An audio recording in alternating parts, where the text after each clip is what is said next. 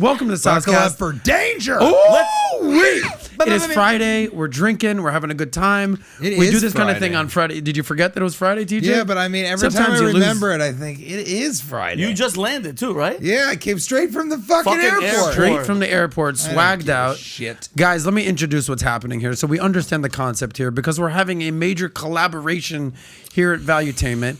VT Money, Valuetainment, VT Comedy, TJ Miller. If you don't know who he is, everything we're about to tell you, you're going to be like, oh, I know that guy. Oh, yep. Clearly the swag is on another level. Fucking gold my chains. Miami necklace. You don't wear that anywhere else but in choker. Miami. That's it. TJ, is that real? Same with Amazing. the shirt. TJ, is it real? Yeah, I have a different chain for every single city. Swear to God. Yeah, Tacoma, Washington is all glass. Glass city. So they're not watching the bling bling. That's fucking. Yo, that's real. I've got one in for Austin, Texas. It's made of recycled food carts. And they love it. You believe that? She goes, I don't know about that. I believe it. Fort Lauderdale's is a mirror image of Fort Myers. Exactly. I love how TJ's like, I'm here in Fort Myers, Lauderdale. No, he said Fort Lauderdale. He said Fort Lauderdale. Anyway, before we get started, you guys know what we typically do here. This is the SOSCAST, where finance meets romance. We talk money, we talk dating, we talk careers, we talk relationships, we talk sex, we talk fun, we talk all that kind of good stuff. And we brought in what I would say an entrepreneurial comedian. Your Instagram is the Teenage Millionaire. Yeah, it is. Were you a teenage millionaire? No, but it's how I dress. Were you ever a Teenage Mutant Ninja Turtle? Look at that. Oh, wow. What the hell does that say? Let me see. That says rich and rotten. That's right. I love it. Is that Rich something and a rotten. teenager would wear? By the way, you two should do Fuck like you, a... Dad. Read the socks. You guys could do like a Read buddy... the socks because the hand ain't a buddy listening. comedy thing, rich and rotten right here. 100%. Who's rich, who's rotten? Clearly, he's rich. He's rich. I'm disgusting. I think it's kind of your brand, though. I love. I was showing him a YouTube video, watching his special back there, and an ad came up, and he had the look of the rich side of him. You know, Yeah. he looked at me and he goes, "I'm not joking." He does this. He goes, "You're an entrepreneur, and you came and paid for premium." And then he looks back at his phone. I go, "I'm not the fucking entrepreneur. I'm the comedian. I'm struggling." It is pretty amazing that he's in here and he can't pay the like $12 a month. No, it's not even 12. It's like 8 or something. Yeah, For it's YouTube? like 9. Yeah. Yeah. All right, whatever. Jesus, get it together. Let me introduce our guest today. Let's get this out of the way, and then it's just going to be a shit show for the rest of the fucking podcast. Yep. And I think we're totally comfortable with that. Yeah, Nat? I love it. Okay, 100%. So TJ Miller, he's in the house, stand-up comedian, actor. You've seen him on the hit show Silicon Valley. We're going to talk about that. Blockbuster movies, massive movies, Transformers, Deadpool, and you just launched the new special, Dear Jonah. I believe we have a clip of who this gentleman in cargo pants is, Jonah. Yeah, we're gonna see. That clip. Jonah. And then 2 TJs left. You know him, you love him, you've seen him before. He usually has a banana in his mouth, in his ass, and wherever it is. I'm a It's Christian. Vincent O'Shawn. He's a Christian. I'm a Christian. So Vinny is a former Air Force Security Forces. Air Force Security Forces. You've been all over the world. You turned into a comedian, actor. Yep. Right? All over the world. You've been on Def Comedy Jam, you're on Comedy Central. Hate my father. Hate your father. Let's put that check. Love your mother. Love her. And you host a show on VT Comedy. It's called Funny How. So right now we're doing a collab at Valuetainment, VT Money, VT Comedy, TJ Miller. Money, jokes, dating, lifestyle. Get it in. We're going to be answering all your questions. Super chat. TJ's making moves.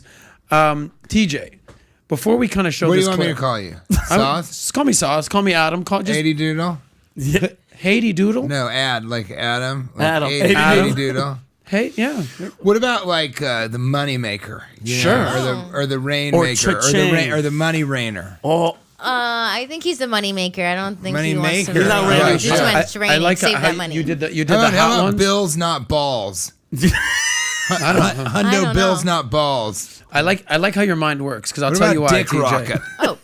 oh Is that a shit. possible one? You were on Hot Ones before. DR. You talked to me, DR. Hot Ones. Yeah, Dick Rocket. I ain't talking about. And the guy goes, Dominican tell me, like your favorite story or something. And you took like the word and another word, Combined it? and you combined it, and you told a story about like how your wife anally raped you or something like that. It was a pretty. Wait, what? Yeah, it was. I don't remember that No, really at all. your wife got you, buddy. In fact, I'm already positive. Wait. No, I don't your remember wife that got at you. all. I think he would Yes. know. No, I think, man, you see, I was on Hot Ones. You were on Hot Ones. You were that's her freaking out at the favorite. end. She thought that was so funny. And then at the end, she kind of was like, said something like, it was no Curb Your Enthusiasm kind of. Oh, really? You know, she kind of mentioned this other comedian that she likes better than I do. Yeah. Oh, great. So that felt Well, kind of like TJ. what you're talking about. Yeah. But on Hot Ones, I have my own hot sauce. Oh, shit. really? I'm going to talk about that. Please. From an Go entrepreneurial- ahead, right? Let's hear about it. So I was touring and I thought, I don't want to carry with me. For a long time, I was signing and selling CDs, which was really funny because nobody had a CD player. Yeah. But then after a while, that was sort of that joke only lasts so long before Yeah. people are like, what even It's a is a CD? Yeah, Right, exactly. exactly. Yeah. And so I thought about it, and I was like, I need to sell something that's better. And I had a friend who lives on a pepper farm in Indiana, and he said to me one day, "Do you want to collaborate on a hot sauce?" And I said, because he knows how much I love hot sauce. Okay.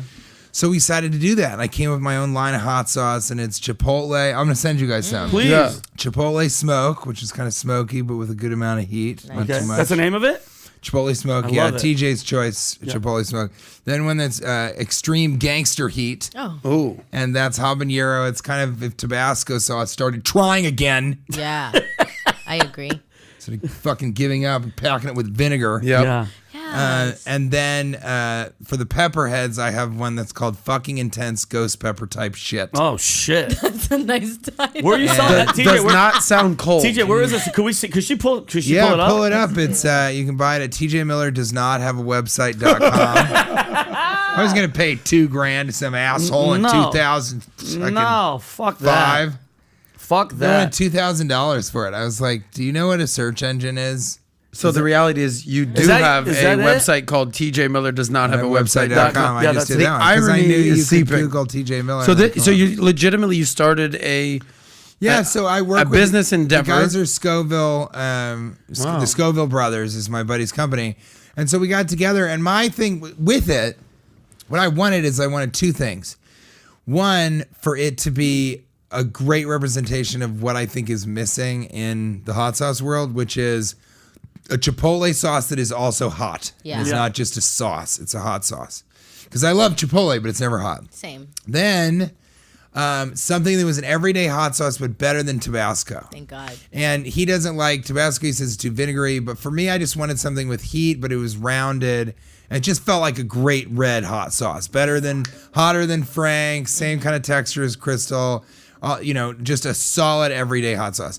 And then with fucking intense ghost pepper type shit, I was so sick. Everybody has these hot sauces that are gimmicky hot, is what I was talking to Steve-O about this on his podcast, is that his are called like butthole burner. Just shit like that, because it's the jackass, Yeah, yeah. But I wanted to have something that was really hot. Oh, fuck. But was flavor forward, so it sneaks up on you. Yeah. And ghost pepper is a really great tasting pepper. Yeah. It's just they don't know how to use it. Yeah. And so that's what I did with these three. And there's kind of something for every level of people who, with their Dope. threshold for hot sauce. Dope. And so I was doing that, and I sell them online, but mostly they're merch for after my shows.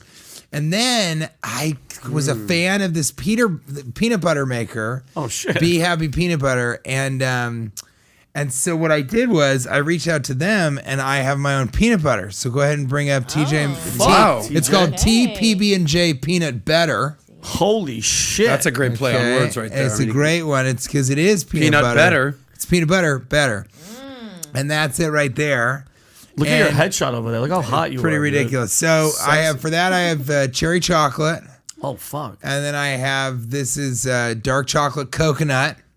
And then this one is toffee crispy with toffee, milk chocolate, and Rice Krispies. Holy so shit. that's Are these at retail that's my anywhere? crunchy. Not really. I'm gonna get them. They're gonna go on Amazon here in a second. By the way, TJ, But this, have you it's all noticed? on my TJ Miller's not have website.com, and it's It's, so fucking. TJ Those Miller are is- so delicious Bro, that I don't put them on anything. You what do you just eat sell them out those of the for? jar. What do you sell those for?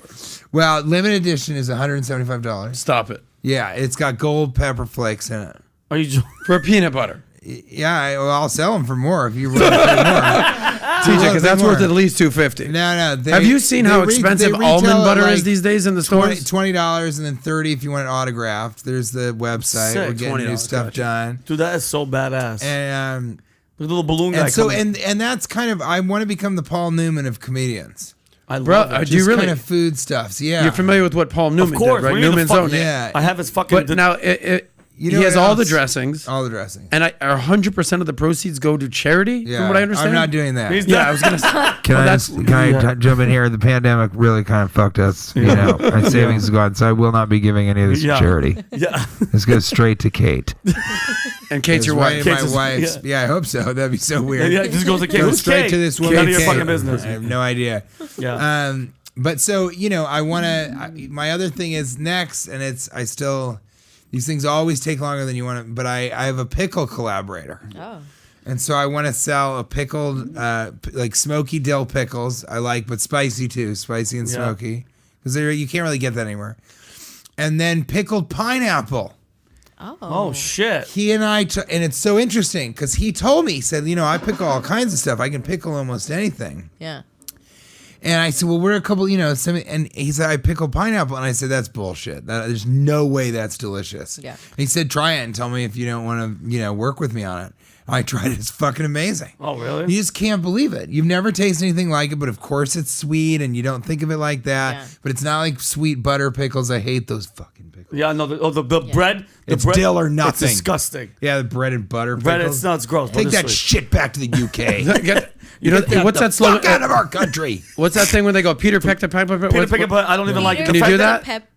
Peter Who can do, picked who a- can do it the I don't fastest, know. the best? I don't even know the I don't fucking even know the word. whole thing. It's Peter Pepper poked a pity. Can I ask you a question? Peter TJ, Piper were you, poked and be a honest with me, Peter were you picked hot? a peck of pickled peppers. Yeah, I'm not Yeah. doing that. A peck. Were you high when you were thinking of any of these? Because that sounds like two friends sitting there getting twisted. No, going, but I "Dude, don't. Jackpot. The problem is all these people I'm working with live in central Indiana, Yeah. okay? And marijuana is not legal there.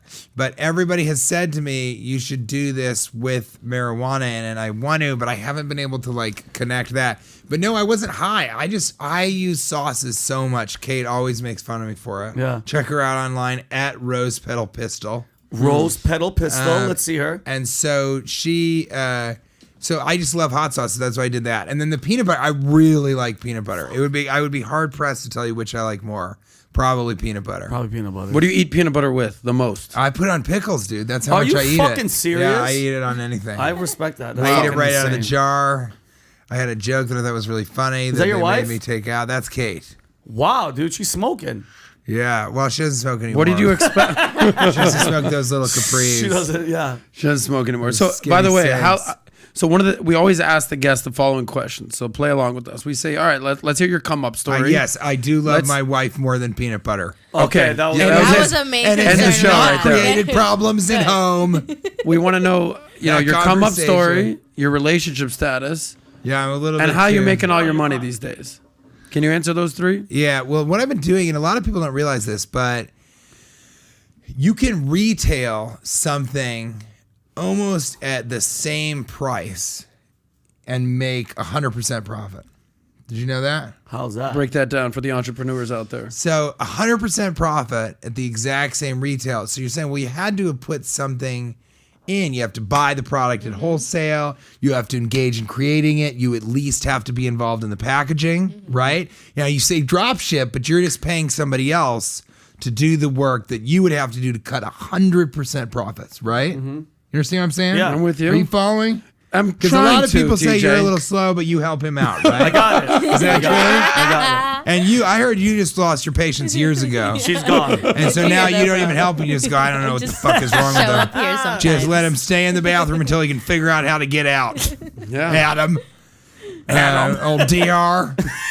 And so, so 100% profit, right? And you're not involved at any of the verticals to get you that point, right? Okay. Let's say I want to sell a bag of Doritos. Okay. Retails for $4.49.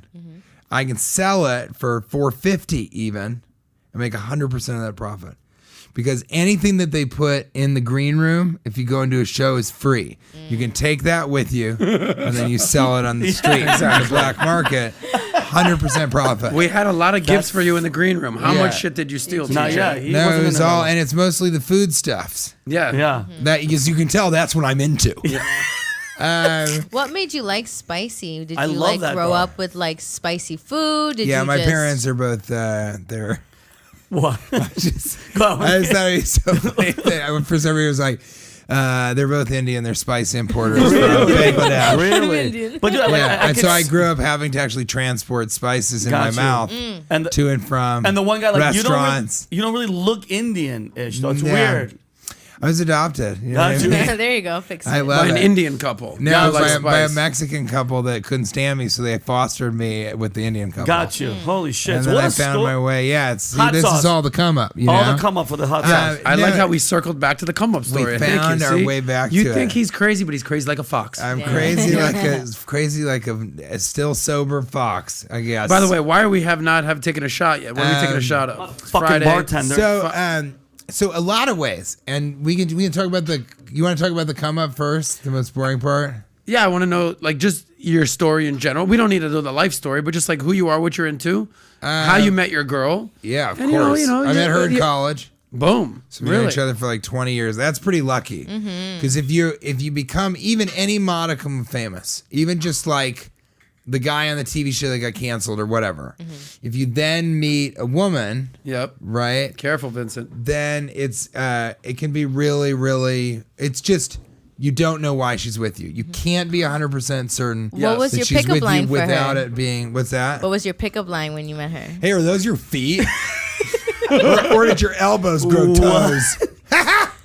Come on, sleep with me. Yeah, That was it. Do you want honeymoon? What did you think about that? Does that sound right? Yeah, it sounds a little Hey, different. are those your Okay. feet? Yeah, I TJ, think so. TJ, you want Montana honey moonshine or you It's want actually a Crown? great line. Let's Yeah, try it the. makes you I'll try the second guess black. for a What's that all second. about?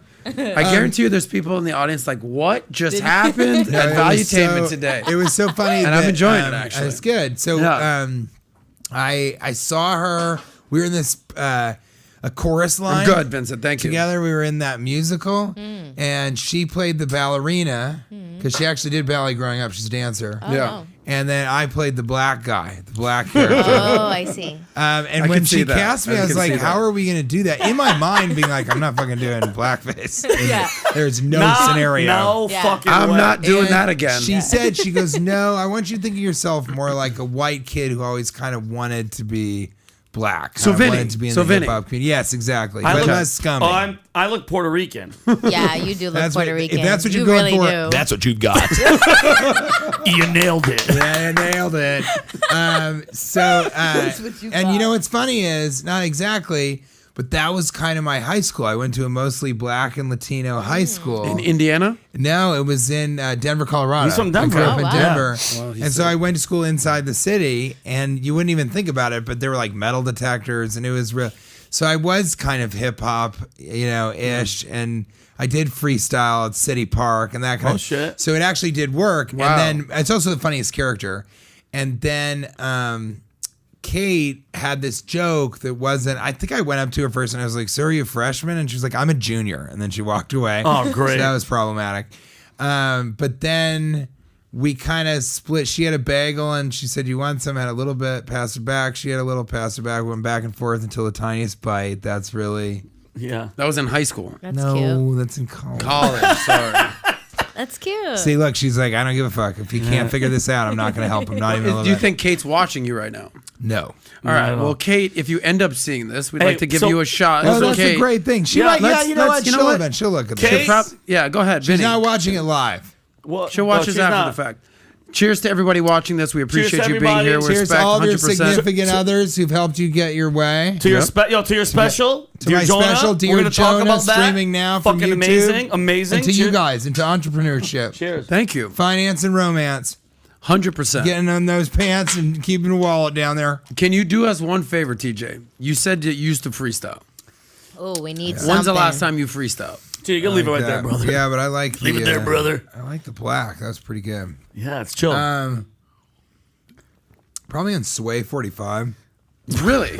Yeah, I don't know. You know what's interesting is like, and I don't know if this is like You know my where I'm going age with or this, by the something. way. We Yeah, want I to see might you freestyle now. Do you Yeah, do that's it? we want to see you do your Let's save that for the end of the show. yeah, let's wait till the No, end. Let's okay. wait. 'Cause I have a beat that's A my beat that he closing can rap freestyle? to. Really? Yeah, that would be awesome. Dude, I'm not fucking around. That's really cool. Yes. All right. So anyway, so I think that so Kate and I kind of, she had this line and it's supposed to be funny and she was doing it at dress rehearsals and stuff and it wasn't working. And then I think the first night she did the joke and it like bombed, like nobody laughed. And so she came up to me afterwards and really coyly and sweetly, she was kind of like, do you think you could like help me with my line since it's not getting a laugh? And I was like, whoa, this is awesome. That's fucking great. This is incredible that this is happening right now. So I said, yeah, okay. And it was not a big problem. Like, she's very funny, obviously, but she wasn't giving it a beat for the audience to like recognize it. So I fixed it, and then she got a huge laugh. And I think that was a big part of it, because I like gave her a taste of that addiction of when a huge audience laughs at you, so that you chase it for your life. And so do I. And so that's kind of how we met, and that was really good because she see me do open mics and perform in front of 3 people and bomb, and she always kind of knew my potential and always backed me. And then I felt the same way about her. The weird thing about her is that she didn't become who she is, like her vocation, until like a year or 2 before the pandemic. She's an installation artist. So she would take this room and make it not look so bro-y. You know? Shit. And kind of like although I think it's hilarious that you made this a safe. This is a bank vault. This is Chase Bank. I know, it's the greatest. It's amazing. Like, that's all real. This is hilarious. I know, I totally believe it. Yeah. No, this is Chase Bank is next door. They shut this bitch down. Patrick bought it, and now they just have a drive-through Chase ATM machine, but the real Chase moved across the street. That's where my podcast studio is. He's across the street at Chase Bank. It's in the ATM. It's the ATM. It's a lot smaller. It's strange. It's intimate. It's really intimate. But then she took everything that she was good at and got it towards that. But I knew since I was a sophomore in college that this is kind of what I was going to do. And the whole thing behind it, I can say this because you guys financially are very enlightened. I'm not. I was always driven by this idea of, and I consider this a big part of my success, I was always driven by the mission statement, and it was altruistic of life is tragic. It's so hard. It's so terrible for every single person, and so much sadness. And so I want to lift people out of that. So I got a degree in psychology, and I go, well, with psychology, I could change maybe 100 people's lives, maybe 1,000. Now I would change it completely because you'd work with somebody for years and you would enrich their life, right? But if I did comedy, I could lift people out of that tragedy for like an hour or 30 seconds if they see a Mucinex commercial with the Mucinex booger man. You know? Or whatever it is. And at 45 minutes with a stand-up special, 2 hours and 50 minutes for Transformers 4: The Age of Extinction, a small indie film that did well at South by Southwest. You probably haven't seen it. Wait, Transformer? I don't know the word. Transformers, Fort Lauderdale. Got you. I think I heard, it might have been a bunch of the special with Dear Jonah is about Florida. I have a huge fucking chunk on Florida because when I started touring again, I could only go to the crazy places. Perfect. Welcome to Florida. There's so many. I was joking. I was like, I went to the crazy places: Nashville, Tennessee, and Tampa, Florida, and Napa, Houston, Texas, and Naples, Florida, and Jacksonville, Florida, and Port Charlotte, Florida, and Fort Myers, and Hollywood, Florida. So it was. I basically lived here for 4 months. That's crazy. Just performing here. So I joke about it all the time. The special, it's so much fun to make fun of Florida. And you guys know that because you love being talked about. I think he just moved here about 4 months ago. TJ, I moved here 4 months ago from LA, post-pandemic. I couldn't deal with it anymore. And I literally, Patrick, was like, dude, just come here and just fuck. And I believe in God. I believe in just going with the flow. I just was done with LA, bro. I was like, I can still audition. I can still do my shit. You made the greatest choice that you'll ever make. I think so. Are you still in LA? No. Oh, perfect then. No, where are you based out of? I live in Manhattan. I was enough is enough. I would never live in a liberal, crazy city like LA. I live in New York City now, though. Yeah. Like those pieces of shit. I live in New York. No, it did not have to do with politics, and I don't really care about that at all, especially with respect to the audience. But LA is just awful. I believe it. Just the traffic, the city is ugly. The people are pretty difficult, and you really gotta push to find the places. It took me 8 years to kind of find the Musso and Frank's and the LACMA and this bar, and I always lived in Hollywood. Yeah, which I thought was really fun. We still have an apartment out there. In Hollywood. In Hollywood. Sort of up the hill a little bit, but in Hollywood. Got you. And like I absolutely, I love visiting there now. Yeah, because you know you're going to leave. That's a totally different thing. Yeah, because you know you're going to leave at some point. Right, but New York, I'm a stand-up comic, so New York is something that I can do. My record in New York is 8 shows in one night. Yep. Wow. That's just me getting started. Yeah, I think I'm going to try and make it to like 15. And how long did you live in LA for? 15. Shit. 8 years. And how long you been in New York now? Maybe 5 years. Something like that. In total, how long you been doing stand-up? Since since 02. So you've been doing this for 20 freaking years. Yeah, dude. I'm definitely not joking about it. And Vinny, you've been doing stand-up how long? So give me your timeline. I left the military 2008, so 9, and like you said, I love that you said seriously when I started taking it really, really serious.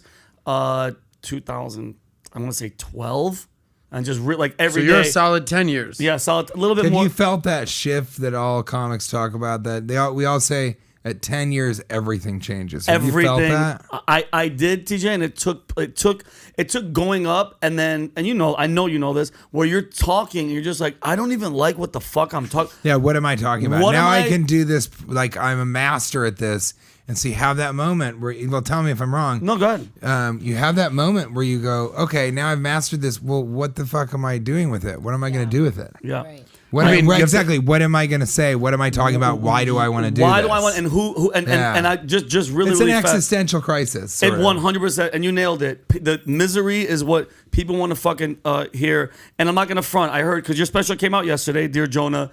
I saw a little bit of it. We just in the green room saw some of it. I love the fact that, to me, this is real talk. The epitome of a comedian is you went up there. It felt like, and I told Adam this, you're just talking to the audience. I know you had your jokes, but you incorporated a guy in the audience that Jonah, which I mean is brilliant. Through the entire show, you kept doing your thing. You kept incorporating him. That to me is you basically improvised a fucking special, which comedians that are saying they're comedians, I don't think they understand how difficult what you just did was. That you had your set, but then you're shooting a special. This guy took a whole different left turn, but you made that fucking hilarious, dude. And I appreciate that as a comedian, because, and they're gonna see it. It's on YouTube. What a fucking dope thing that you did, bro. I'm being real. Thank you. Amazing. Amazing. One of the great things about the special, it relates to what I was just saying about sort of your mission statement. And all I want to do is lift this guy up. I mean, you said you work with a Down syndrome. I'm a big brother to a kid that has Down. His name is Artie. And so it was fascinating. I kind of so second show, as you know, is always terrible on Fridays. Horrible. So your second show on Everyone Friday, knows that. That's like industry. Because people are working all day. Then the second show, they're drunk as fuck and they hate their lives. And it's what they've done is it makes perfect sense. They always say Steve Martin quit comedy because of Late Show Friday. And what it is they have been working all week. They're exhausted, but they're like, we can't go right to a show. We have to get drunk. Yeah. So they go right after, they go to have happy hour cocktails, those, then you go back, you have time to change. Maybe you eat something, maybe you drank too much in the sense that like we don't have time, so we'll just eat at the comedy club. So they're showing up drunk and exhausted. So they're just the rowdiest crowds, Yeah, but isn't that a good thing for comedy? No. Not at that level. No. Because you want them to be attentive listening, but they're just being disrespectful. They're so drunk. Yeah. So they can't. Here's the thing. A lot of comedians are like these fucking animals. And it's like, yes, they are animals. But they're just having a good time. Like they're just drunk. It's not their fault. They're just really, really drunk. It's not their fault. They're alcoholics. It runs in the blood. They've been at work all day. He's right. They haven't eaten. They're getting twisted. And then now let's listen to this one guy. They don't work in a former Chase bank on an incredibly successful podcast. Yeah. Yeah, exactly. They like work at Verizon, and it's been a really shitty week. And so they went to get shit-faced because they don't have to work on Saturday. And they decided to do that before going to the show. So it's all these things. So what I did was I went in. I had, this is a professional special. It's like a 6-camera shoot. We had a huge crew, drones, everything. Yeah. And so I said the first show on Friday didn't go great. It went well, but it's like you don't want to make a special out of it. And the second show, I told the director, I go, look, I'm going to go up there and I want you to know that I might veer off and just riff with the audience because this is always so rowdy and it's Nashville. Second show on a Friday. Which is just a fucking bachelorette party. That's what Nashville, Tennessee is. A walking, talking bachelorette party, 100%. It's barely talking. A walking, slurring bachelorette party. Yes. And so they... Same with Austin, by the way. Yeah. Don't get me started on Austin. I already did my recycled food truck joke. But... That he wears a necklace. I went on stage. That's right. I went on to necklace. This is my necklace. He has a necklace. It's Just not a to chain. tell you that I've released 2 NFTs. And so I get out there, and all of a sudden, it's the most amazing fucking audience of all time. I can't believe it. I'm like, oh my God, this audience is so excellent. So I'm like, this is a special. We're going to do it with this audience. Then tomorrow we'll be able to. And this guy in the front row starts heckling. Yeah. And I'm like, no. And I go, just ignore it because the audience is so good. And he just won't stop. He's so drunk. He's the exact kind of drunk where you're totally benign. You're trying to be involved in the show, but you forgot that there's anyone else in the room. It's just you and that guy. and TJ, and you're just talking with him. Yeah. And so I would say like, and I'm cheering with him, and he would be like, yeah, I've done that. That's something I've been involved in. It was that type of thing. Yeah. You know, he's like, hilarious. That's good. What he said, that's right. You're right. Yeah. It was that type of thing. Just so he does it a affirming couple of everything, times. Yeah. everything. Right. It's very positive energy, but it's getting in the way of this set that I had prepared. Yes. So then I finally go, all right, I got to talk to this guy. He's not going to shut up. Yeah. So I make fun of somebody else in the audience, and then I go and I ask him about his cargo pants. Is this Jonah? This Yeah. is Because we have a Jonah. clip that we'd like to look queue it up. up. Yeah, So I go, all right, I'm going to deal with this drunk fucking asshole. Yeah. And we're going to sort of, deal with whatever it is he's going to say. And so I kind of ask him a question to try. Yeah, you got the clip? Yeah, Let's roll the clip. Yeah. Letterman style. Play the, Anyway, Jorge, do we have volume ready to go? Jorge. Don't fuck us on this one, Jorge. Jorge. Can I say one thing before he does Jorge's this? the best. Mind you, you're paying for this, right, TJ? You're paying for your special? Yeah, You pay for this whole thing? all with proceeds from selling green room snacks. Beautiful. Snacky poos. 100% profits, by the way. Great business idea. No vertical. So for people that are watching, this is like what you're shooting is going to be out there for the rest of your life because it's going to be it's going to live wherever he puts it. I said it was He self-funded. paid for it, and it's like, bro. So now for everybody that's watching, think about this: you paid for it, you have your set list, and then this happens, and everything takes a fucking left turn. But like I was saying, TJ, not kissing your ass, professional as fuck and talented for him to be able to do this shit. By the way, it just goes to show, no matter what you're dealing with, I'm gonna go business topic here for a second. Sorry, guys. Yeah. Let's talk. You could be doing a podcast. You could be doing a stand-up special. You could give a business presentation. You could be doing public speaking. You never know what the audience is going to do. If you're speaking in front of a live audience or there's tech equipment involved, anything out of your control, you got to be able to be flexible and improv. Improvisation. Exactly. Because you could plan everything. And then all of a sudden it's like, oh, whoa, this drunk guy in the audience. Oh, there's a heckler over here. Oh, the Zoom went out. Oh, I forgot my presentation. Adapt. You got to adapt, baby. No matter what But you're doing in life, you got to be adaptable. It's two things. One, go with it. Whatever it is, go with it. And then also the audience knows. So if the Zoom fails, your presentation isn't working behind you, or some asshole in the audience is saying something mean to you and be like, boring, you know, I disagree with that.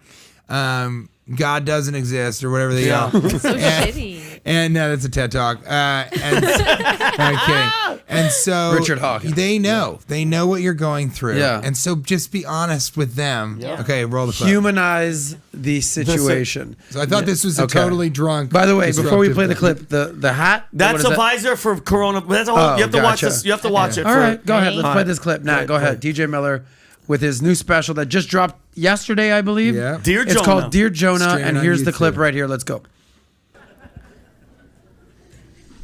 You're wearing cargo pants. What kind of cargo are you rolling with? What are you carrying? What's your freight? I just enjoy cargo pants like all the time. So even though I do not carry anything here in the pockets, but I just enjoy cargo pants. I want you guys to know that I am not going to make fun of him at all. Oh shit! So there was definitely a moment where I was like, this is just going to be a listening portion of the show. Oh shit! We're all going to take a moment to just learn about this gentleman's life. And then we're going to move on to the next part of the show. But not before complimenting him and saying, you know what? I like wearing things just because they feel comfortable also. You know? Got my chore coat on. Yeah. Right? That's good. That's good.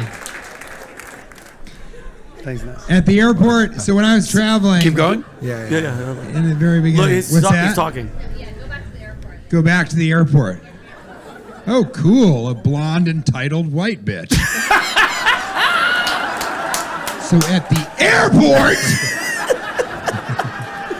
All right, so yeah, you can stop there. TJ, what? And you can pause it. And I wanted to. Perfect pause. So my point being, so now, and guys, mind you, watch this fucking special. His entire set now takes a left turn, but the left is a fucking positive, awesome street. Yeah, I commend you for it. Jonah kind of becomes more and more involved in the show because I involve him in it, and then he kind of interrupts and. You know, he's excited to do stuff, so we do these funny things together. Is Jorge the guy who's on the decks? Yeah, if you can find later on, I asked him. Nat'll do that. I asked him what his favorite part of the show is. Oh, is that the end? It's not the very end, but very end. Okay. You'll see. I talked to him a few times, but I'll find it. I'll send you the time. And anyway, so you know, it really was a moment where I had to just say to the audience, like, I want to let you guys, because I mean, when he starts talking, absolutely, there was an energy in the room where they're like, what is this guy going to do? Because think about what people think about me. I'm on Deadpool, and I make fun of, and I just viciously make fun of Ryan Reynolds, Ehrlich from Silicon Valley, always like busting people, making fun of them. So there's a little bit of an insult comic vibe to some of my work, a lot of my most well-known work. Yeah. And so it's really important for me to say, like, I just want you guys to know I am not going to, like, make fun of this guy because that's not who I am. Is he drunk? Is he have he's drinking. He has a Long Island iced tea in his hand. No, but what is there something up with Jonah? Yeah. I mean, I think what did you say? We decided.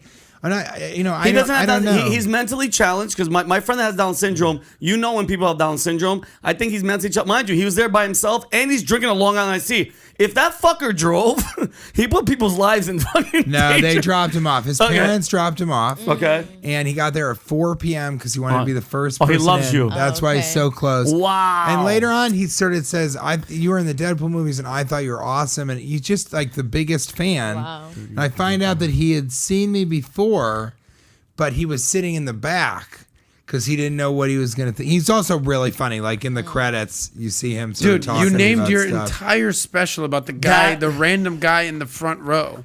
How Jonah. Do you typically name a special before or after you shoot it?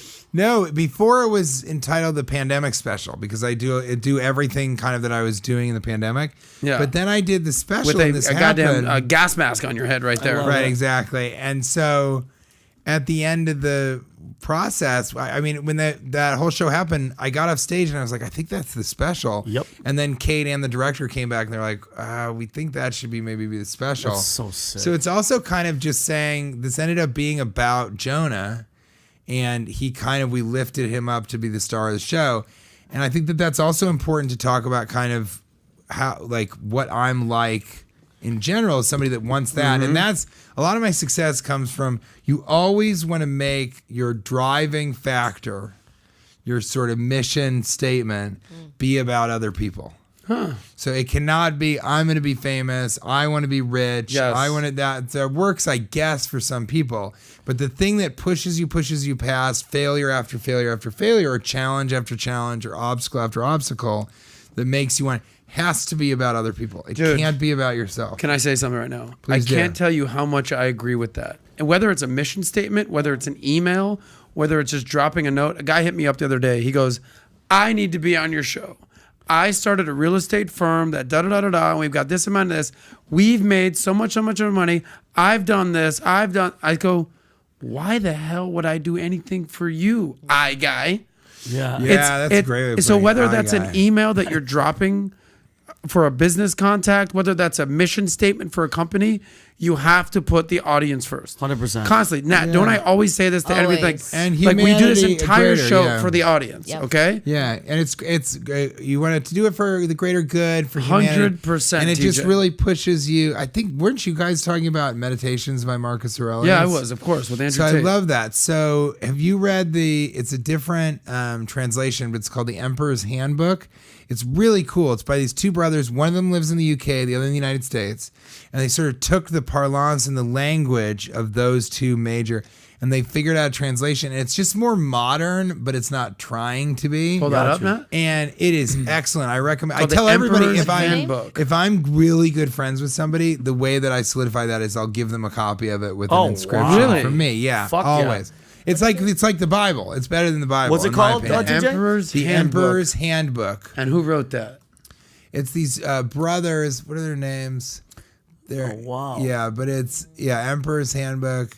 A new translation. There it is at the bottom. Second one up. You go up one more. And there we go. There we go. There it Emperor's is. Handbook, Marcus Aurelius. Yeah, and it's what are their names? It's like Scott and he just doesn't put the author. Like, why? Yeah, come on, guys. It's the Hicks brothers. That's Hicks what it is at the brothers. bottom. C. Interesting. Scott Hicks and somebody So, else. okay, not to get too serious, we're talking comedy, but because if you look at TJ on the surface and he's got the crazy hair and the crazy outfit and the gold chains and the What the fuck, I Adam? went there. Relax. Okay, Sorry I didn't come dressed to go to Pilates right after this. you look It's Miami. you look rich and rotten right weird now. ass. But Jesus Christ. it does take a deeper Also, sense his of shoes are very much like, I'm down to earth. I make a lot of money, but I'm 100%. really, really chill. That you can't even see the shoelaces. Yeah, I know. but down beneath it all, TJ. He's in so much debt he There- couldn't even there- rent you're- my Balenciaga. You're citing goddamn Marcus Aurelius here, buddy. Yeah, for sure. Okay, so like we could all get caught up with sort of you use the word parlance, amazing word. I don't even know if I'm using it right. Of whatever's But it's on not the part of your parliament. No, but We're keep talking. We're go. listening. But deep down inside, Here's to working What- with people what- that aren't as smart as us. Like, but give us 100%. great I'm the dumb one. You guys Yes. are fucking psychiatrists. but deep down inside, would you say that you're more of like a philanthropist, a philosopher, a do-gooder? philosopher. Really, a philosopher? Yeah, I mean, I think Explain comedians. that, please. Pete Holmes tried to steal this from me, but comedians are kind Love of the you. I love you. philosophers. And I also love, you're a philosopher. So it's this weird thing where online you can really speak to a large audience. So there is a place for financial philosophy, Yep. right? For romantic philosophy, Yeah. I guess we also talk about. But, life philosophy, the philosophy of happiness, all these things. And I feel like the way that I make people laugh is I just show them a different way to think about things, and I frame things differently. And all comedians do that. And so I think that, I just think it really helps you go day to day. Like Kate and I had everybody. I talked to Ben Mendelsohn, who's the villain in Ready Player One. Mm-hmm. He and I talked, and he just had this really interesting thing where I was like, man, you're just like popping off here, because he was in. He got a bunch of roles. Yeah, he was in he was out, Bloodline, yeah. and he was in Rogue One, and he was in all this great stuff. And I said, God, it's so fun. You must be killing it. He's like, no, mate. Like, he's Australian. So he's Yeah. like, no, man, I've been up, down. And then I was down, and then I was further down, and then I'm up, sort of. And now, all I can do is just, Down, thank under. God, I've got 2 wives. That's all I can talk about. Oh, shit. That was really funny. Then he explained that whole thing. But what he was saying was, you're no one is immune to just a terrible patch of no work, of the media hating you, of whatever it is. Yep. And in my opinion, the way you get past those things is you're like, this isn't about me. This isn't about what people think about me. This isn't about me, what I think of myself. It isn't about money. It isn't about fame. It isn't about any of that. This is about making people laugh and making people happy. And so you just have to keep working. You can't sort of fall apart and not work. And that was weird during those 7 months when I couldn't work, which is why I came down and got to know Florida. Yeah, Real well. Florida. I have at the a end of the- problem with Naples. So here's No, I'm what kidding. I've taken from you: 2 things. Other than the hot sauce, other than the Balenciagas, other than the great pickup line, hey, those are your feet cake? Boom. Hey. So you've called yourself a philosopher. It sounded like you said feet cake. feet. Hey. Is that your feet cake? It's a free cake. Yeah, it is. You consider yourself- Light the candles and blow out a foot wish. You consider yourself a philosopher, and your entire mission statement in your life, the reason you're doing comedy is because you want to change other people's lives. You You just want make other them people to better. feel better. Okay. And my job is not really, it's becoming more and more like that, because that's what really leads to permanence in people's lives. But my job is not really to like change their lives like you guys do. My job is to like lift them out of everything. Because when they're watching your stuff, now I just become the biggest asshole in the no, world. I love it. That's why No. I never signed the permission until I. Yeah. So Smart. really though, even while you guys are helping people, you're teaching them, they still, some part of them is reflecting back to themselves what they've done wrong, or what they're not doing, or what they should have been doing before that. all of those things can be fixed. You do it all the time. I love it. I always go, Kate and I, we have a mantra right now, which is you can only do what you can do. And that's it. We just say it to each other all the time. She's like, I don't know, I'm behind on this. And I go, you can only do what you can do. She's like, yep, that is absolutely true. So then we bring ourselves. But with comedy, once you start laughing, I also love circus. I do a lot of circus stuff. It makes you, I don't know, it just like, you forget everything. There just isn't one thing that you can think about and you're just happy. You're just happy. And live stand-up is so important because you can't get that level of happiness without going to see a live stand-up show. I agree 100%. It's impossible to laugh as hard as you do when you're surrounded by other people and just looking at one person. That's what they say, laughter is contagious. Why'd you, like, you say this all the time. Yeah. I've got one purpose in life. I want to make people laugh. I want to make people laugh. Like, is that truly how you want to live your life? That's because as he was saying that, yes, 100%. And I failed TJ and Adam, all of us, Natalia, just because I was so focused on just that feeling, that gratification, TJ, of when you're in that zone and they're laughing, I am taking away every pain, every thought. I'm giving them little, however long. I've done 10-minute sets, but I've done 5-minute sets. I've done 45, I've done an hour, I've done 2 hours on stage. Yeah, it doesn't I'm matter. giving you a fucking vacation from everything. And I would say this story, a great way but of putting I don't want to, because I know I'll get choked up and I'll get emotional. Fuck it, I'm going to say it. TJ, I left the military, and as I'm getting out, I'm flying back to Connecticut because my mom is there by herself. My father passed away. And I got on the Latin Kings of Comedy, my first major show, and I hadn't been doing stand-up for more than a month, right? Yeah, that's a and by the way, I'm not Latin. And But you're good. That's why you dress so hard to yo, sound you know Puerto what? Rican. You know what? Let's stop with the. I don't have Balenciagas, motherfuckers. So I can TJ, sell them to you. How much? Well, they're in the green room. He looks like he's got a size 17 Yeah. Sasquatch Yeah, foot, by the way. So TJ, I don't think you're gonna fit in those. So then. I forgot the rest of the comedians, but the headliner was Cheech, the Chichi Yeah, of course, Yayo. of Yeah, course. exactly. Yeah. So, dude, I remember I do my set. They give me 10 minutes. You know this feeling. I'm just in the fucking zone. It was at the Mohegan Sun at the big arena. It was packed. Yeah, and yeah, I get yeah. off, TJ. I'm walking through the audience, and I'm just trying to feel the moment. My mom's there, my family's there, and a lady in a wheelchair just grabs me randomly. I was like, "Oh!" She's like, "Are you the guy that was just?" I go, "Yeah." She's like, "You are."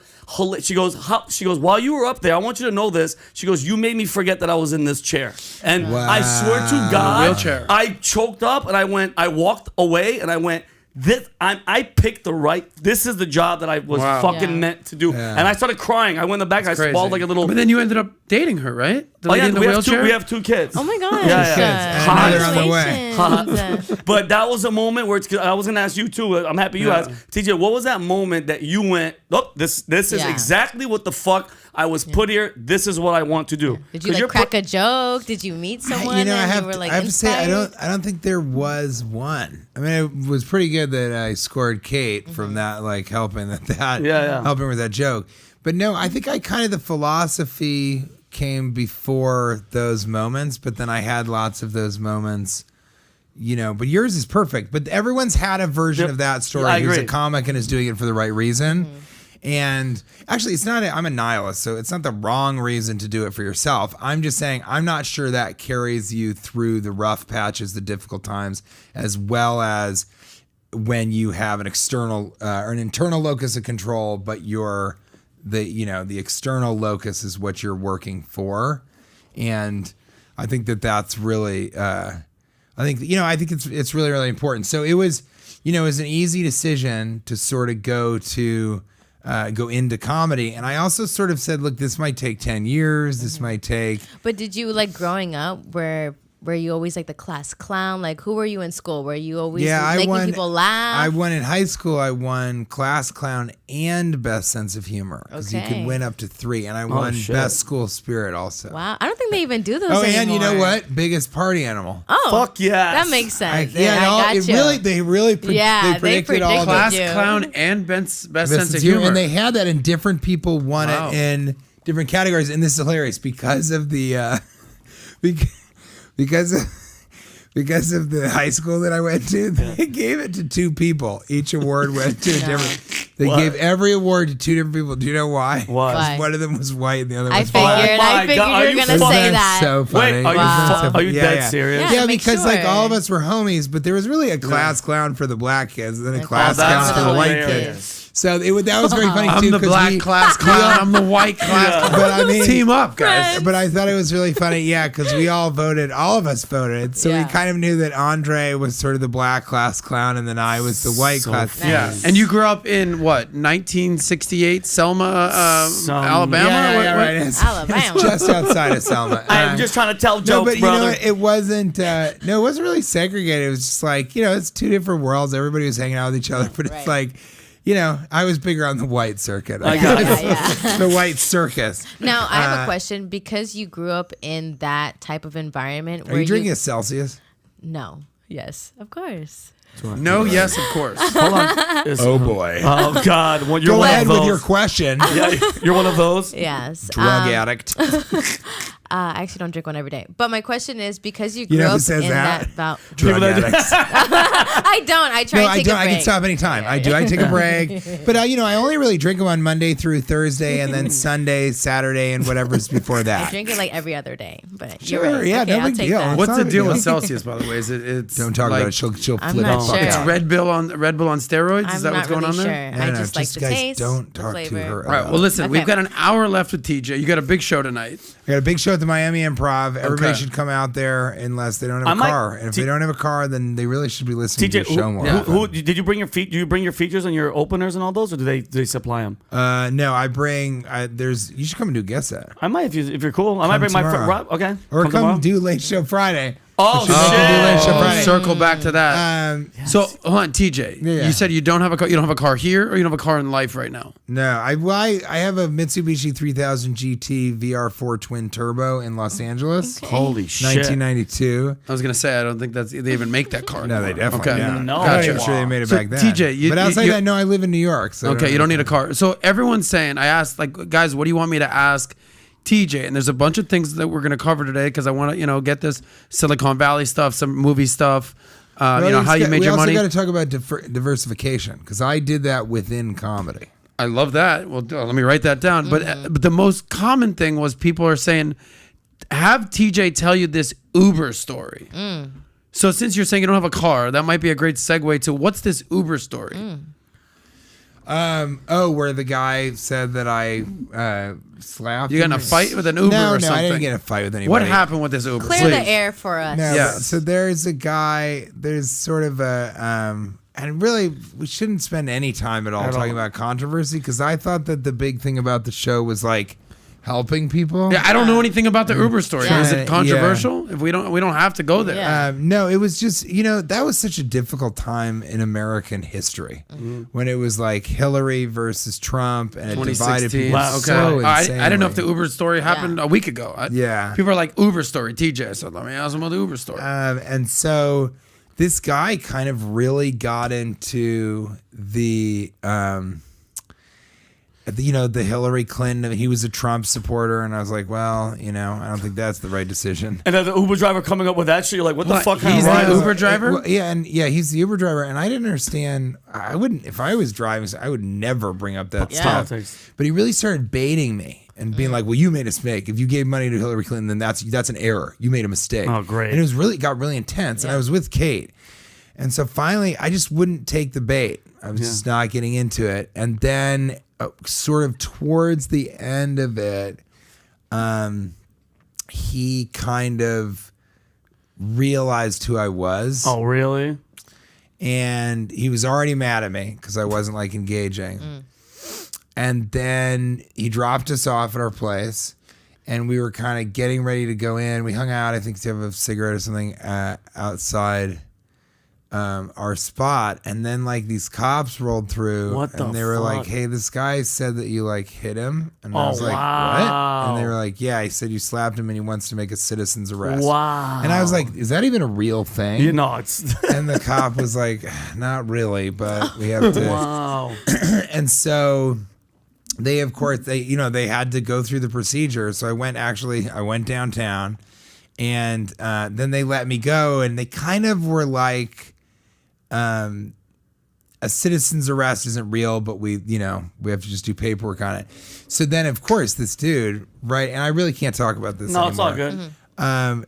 Yeah, in fact, I'm done talking about that guy. But I want to tell you guys that in general, it's pretty easy to say something that's not true about a celebrity, and there's no real recourse. You're fucked. And so then he threatened me with the, in general, people sometimes can be threatened with a civil suit. Yeah. And then you would have to, and so some people kind of, if you were to look into it with a private investigator or something like that, some people, this is how they kind of make a living. So if you look at their history, they've brought civil suits on how many people? On usually it's corporations, because the corporations will settle, pay out immediately. They don't care. Yeah. They actually have breakage for that. They have like money set aside for that. And so that's kind of, I'm doing in my next special, because that's one thing that I did do. I found out how to make a special for very cheap, but make it still good. And I'm really lucky because I have, a lot of connections in Hollywood. I found it through some people that I work with on this show called Goreburger. Can you bring Goreburger up really quickly? And we just because I want you guys to see what that's all about. And we do have the clip of the end of Jonah. She has it queued up too. And we'll do that next. But just show. So I did this show. These guys are amazing. Look at that. That's a giant animatronic alien from outer space who took over a Japanese morning show and killed all of the staff, half of them, to have his own show. So we did that with Jack Black and all these people. We did it for Warner Brothers on YouTube, and then it was a season on Comedy Central. Then they wanted to make it animated, which was really weird. But so I had connections kind of through this. Yep. And I found a director who was like really, really, really good. Yeah. And I thought, okay, so they put me with this guy. He's also an editor. And he was able to do these specials for like so little money. Most of these specials cost $150,000 minimum. A lot of people do them, $200,000, $250,000. They rent a giant theater, all this stuff. And I figured out how to make one that looks like it could be on HBO, but for nothing. And so when I figured that out, I had enough, and I think you'll appreciate this. I had enough material that I shot the Dear Jonah special. And then 3 weeks later, I shot a completely different special called The Philosophy Circus. Sick. And both of those were our specials. And, now the Philosophy Circus, which was done in April, is not going to come out until next year. But I felt like bank these two things, have them so that you can move on to the next thing more quickly. Yeah. And so now what I'm working on is talking about the darkness of fame, and what people can do, what it's like to be hated, but also how wonderful it is to just be walking down the street and somebody's like, hey man, I love you. You're great. And you're like, thanks. My wife hates me. And they're like, I didn't really want to hear about that. All right, see you later. But you're great in Silicon Valley. But there is a lot of the darkness of fame of like, you come on here and somebody sort of says, tell me about the Uber driver, and didn't do any research about it because they kind of don't really care about being a host, but they do enjoy making rhymes and things like that. I like finance and romance. I do like that. It's kind of a sexy show. I know. Because people are about it. Who doesn't like money? And if you're a woman, money and romance. That's how you do. Okay. What we do. I heard you on there with Tate talking it out. He's keeping his fingers as close as they can together. He's a power V. It's a power V. Power V. Here it is. I like this one. That's what I do. It's the power V in. What about this one, TJ? That's in the special. Oh, yeah, you goddamn right. Did that one in the special. Which one's your wedding ring here, by the way? This one is. It's a gold nail. That's a gangster ass ring. Pretty gangster. TJ Miller. Second best one we've ever seen. Wow. Gold nail. Our company's called Glass Hammer Gold Nail. And this is an Aura ring. Oh. Gotcha. How's the Aura of the ring working out for you? I really like it. I need it too because I'm sure you didn't do your research on this, but I'm brain damaged. I did actually do my research. I did see that. I don't know if you're familiar with how cue cards work, TJ. Yeah. I have questions for you. You have more than one? We've actually addressed 0 of them so far. I like that. Other than the Uber one that we got dismantled that's the idea. on. And now that I kind of did that. Do you want me to ask you about that? Can I tee that up for you? There's sort of a diversification that you got to do when you're in that type of, when you're in a world, especially this media, you definitely know about this. You have to diversify because so much is up to the audience, absolutely. But there's a lot up to, I don't know what it is here. I wouldn't say it's the powers that be here, but it's like you always are. So you want to take as much control over what you're doing as possible. That's why I love stand-up. You must love stand-up for that reason also, right? Vincent? Yeah, I love it. What do you mean? Nothing. But the hat looks great. I was looking at the chat. Wait, what was the question? Well, just that stand-up is your own thing. You're your own boss, you know. Whereas if you're acting, you're an employee. And I agree. In improv, I love improvising. But if you're failing, they're gonna pick you up. They'll help you. They'll yes and stand up. If you fuck up, there's no turning around going, hey guys, can you bail me up? No, it's your Which material. I think is okay sometimes. I kind of like that it's the failing? Like, well, no, I don't like the failing. I love bombing. It makes me feel great. I don't like the failing, but I do like that you're the only one to answer to the fact that didn't go well or that did really, really well, you know? But that's the foodstuffs thing. But more importantly than that was I really looked at comedy like finance is a place that you can diversify. Yeah. So I said, well, if I'm going to do comedy, what are the different areas? You know, you want to have equities. Right. What are the different Stocks, things? bonds, mutual funds, Exactly. real estate, crypto, all that fun stuff. Crypto especially. Commodities, Forex. Diamond hands, Ethereum, layer 2, all of it, the merge. Here's the deal. You got it. I said, well, how can you do comedy? Well, you can do voiceover. Right? You can do stand-up, obviously. You can do improvisation, which was big in Chicago when I was there. Second City, right? Yeah. You can do television, right? So episodic. You can do film. That's for sure. Pretty early on, I realized you could do podcasts, right? I was doing radio. So look at all of this. It's 6 things right there that are different components to. And then there's writing. You know, you got to think of yourself as a writer and work on the writing. So in Chicago, I would perform stand-up every single night, sometimes twice a night. And if I couldn't do that, I would go and I would see a show. So I was also trying to consume comedy as much as I possibly could. And then I was taking acting and voiceover classes on the weekends because I had a day job. I was working at a law firm as a legal secretary. It's a very masculine profession. Tough. They let me wear skirts on Fridays. Yes. That was Nice. exciting. How woke and inclusive of them. It was so woke. And Did you ever very- get sexually harassed by like one of the guys that was? No, that never happened. That happens in Hollywood, though. They don't really have 100%. to talk about that. Yeah. Have you guys ever heard of this Harvey Weinstein guy? We don't need to go there. Weinstein. But you know, I think so.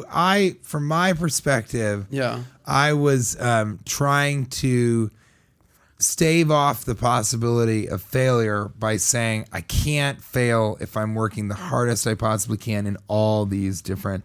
So I was taking voiceover classes. Then I started to get a voiceover agent, try and do that. I was writing sketch and performing sketch and improv with like independent groups. So not just studying, which I was at Improv Olympic, IO. I was also taking classes and stuff at Second City, at Annoyance Theater.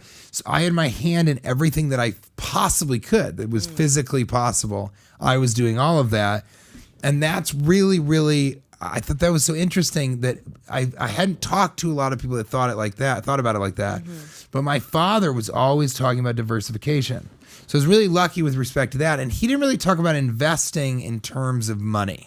Wow. When I was growing up, I thought that he would talk about investing maybe like you, it was more philosophical, but also just as an approach to life. Yeah. You know? And so you don't take huge risks that aren't going to pull off. You never enter anything where you don't expect to stay with it for the long haul. There is no get successful quick kind of formula. Yep. If anybody's trying to sell it to you, you shouldn't trust them. Stay as far away from that person as you can. And so that has really served me because then I ended up doing voiceover and children's animation, television as well, doing live action television shows, live action film.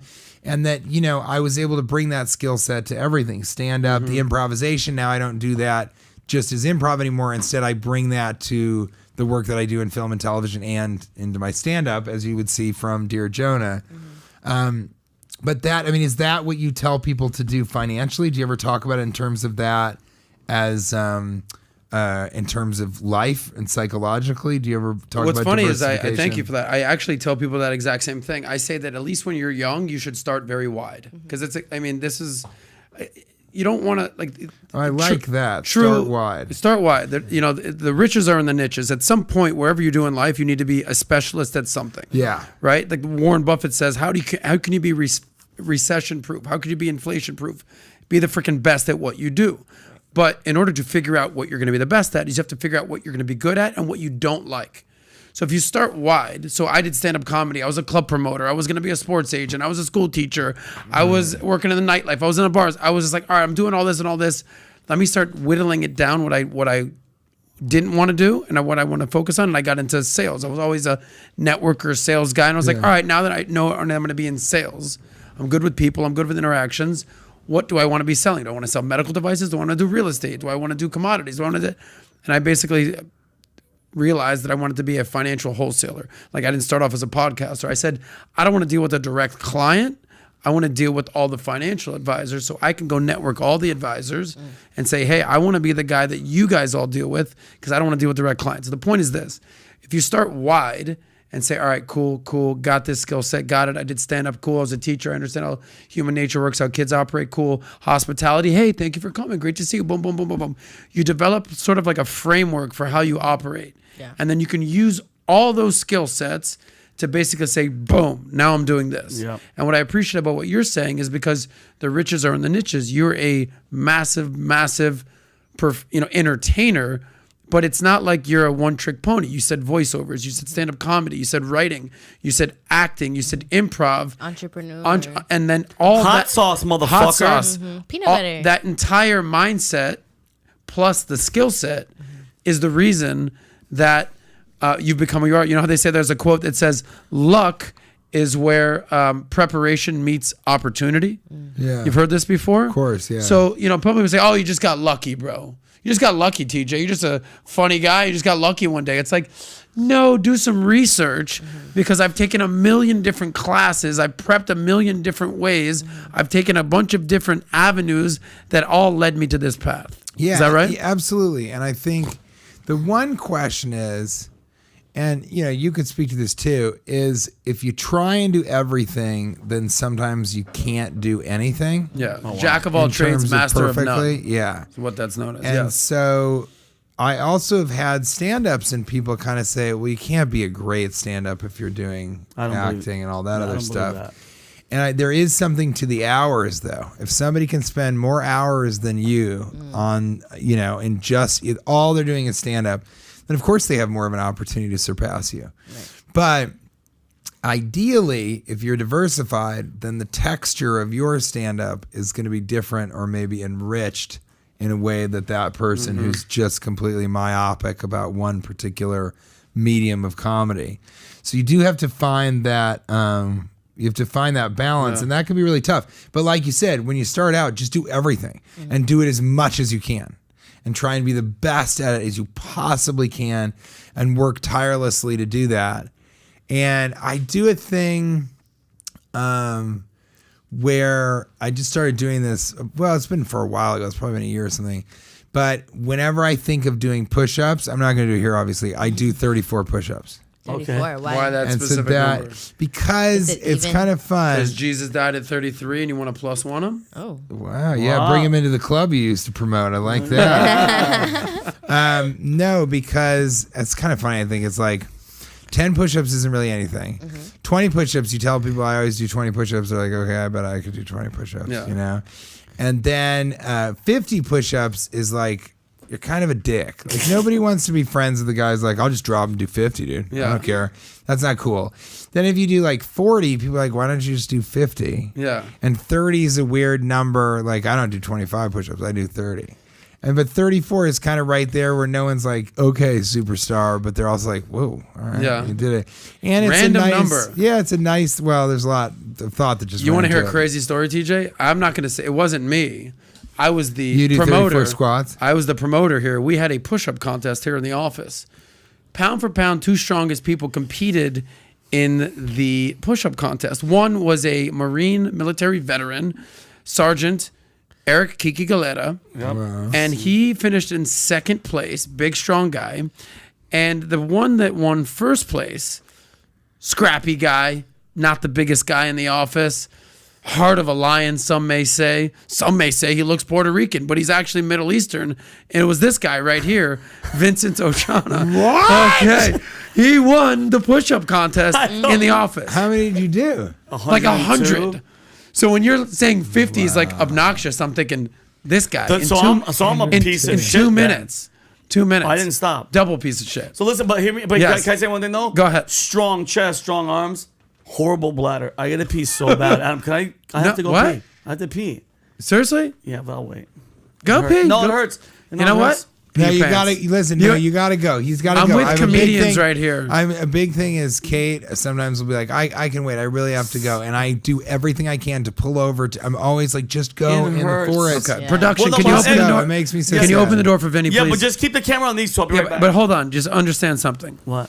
As a full-on professional comedian, failed comedian, Don't say failed, you're I'd be hilarious. remiss if I didn't say, Vinny, a very famous comedian philosopher once said, "You ain't cool unless you pee your pants." Listen to me. I think you So, should. hold on, I can think you say- should can I say hold one- it and try to can pee I- your Can I pants. say one thing though? I swear Yeah. to God, to make it funny. I mean, this is a money thing. The first thing that went in my head is go, if I pee, I know he'll fucking die laughing, but the smell it'll be fucking bad. Give me 5 minutes. Jesus. 5 minutes. All right, 5 2 minutes. minutes. How about 10 Time. seconds? Go. All right. That guy, he exaggerates time on everything. He's Yeah. like, oh man, Bit of extra time. she and I were in the airplane bathroom for like 2.5 hours. He's like, the It's like, flight no, it was a was 40-minute 7 flight, minutes. bro. Right, yeah. I don't know It about was that. NYC to Albany. Dude, I gotta ask you about Silicon Valley. Okay, Let's hear it. can we talk about that? So, Of course. your character Ehrlich Bachman. Gotta do it. Okay, boom. Everyone knows this guy. What I loved about Silicon Valley is I actually just recently interviewed Kevin Connolly, from Entourage. Did you? Yeah, he's a Oh, great dude. Shout man. out to you, Kev. Yeah. But by the so like Silicon Valley kind of reminds me of the Entourage of like tech bros. Of Silicon Okay. Valley. Yeah, I think that was a little bit of it. And it's almost like Wahlberg's character in Entourage was sort of strangely Thomas Middleditch. But from the beginning, the two of the guys that created the show, so funny, Altshuler and Krinsky, and John Altshuler kind of said, the show is not about Richard, the main character. He's like, it's about Richard and Ehrlich because it's kind of a Wozniak Steve Jobs thing going on, allegory. 100%. Yeah. And you know, And it's you were the Woz. bizarro world. No, I'm the Steve Jobs. If you What? can even believe it. Yeah. Richard is good with the tech, and he's actually building. He's the engineer, and I'm sort of the face of the incubator. But after a while, it was, you know, they had built this thing where none of the guys really liked Ehrlich, and there was no reason for him to be involved. So more and more the writers were like, how do we make it so that Ehrlich has to still be on the show type of thing? So at 4 years, I was like, they had wrote this thing that was really, really funny about me going to an opium den and Gavin Belson paying for me to just do opium there forever. And I was like, I want to leave the show. And HBO was like, what do you mean? And they were like, Welcome back. you know, Vinny. don't you want to do, you can just do 3 episodes a season or something like that. Yeah. And I was like, no, I think it's really funny if this is how Ehrlich kind of gets killed off in the show. At the opium den. Yeah, and so that was so funny to me. And the reason was, it was really funny. The real reason was I was just like kind of starting to go on autopilot. I'd been this character for 5 years. Right. And, you know, he's a total stoner, and it had gotten to the point where I could have gotten totally high and just walked my way through this stuff and collected a check, and that's it. And that's not what I wanted to do. I was doing a lot Which of film. most people I wanted would to do have done, by stand-up. the way, Yeah. right? I have a joke where like, not HBO, but Hollywood was kind of like, wait a second, you want to leave the show? And I'm like, yeah. And they're like, don't you want a boat? Oh, really? And I was like, what? And this is just a mentality. Yeah. Yeah. So in their mind, they're like, well, don't you More want to be stuff, rich? more Don't stuff, you want to have more a boat? stuff. And Right. I was like, no, I want to live in New York with my wife and do stand-up. And Yeah. they're like, but have you ever been on a boat?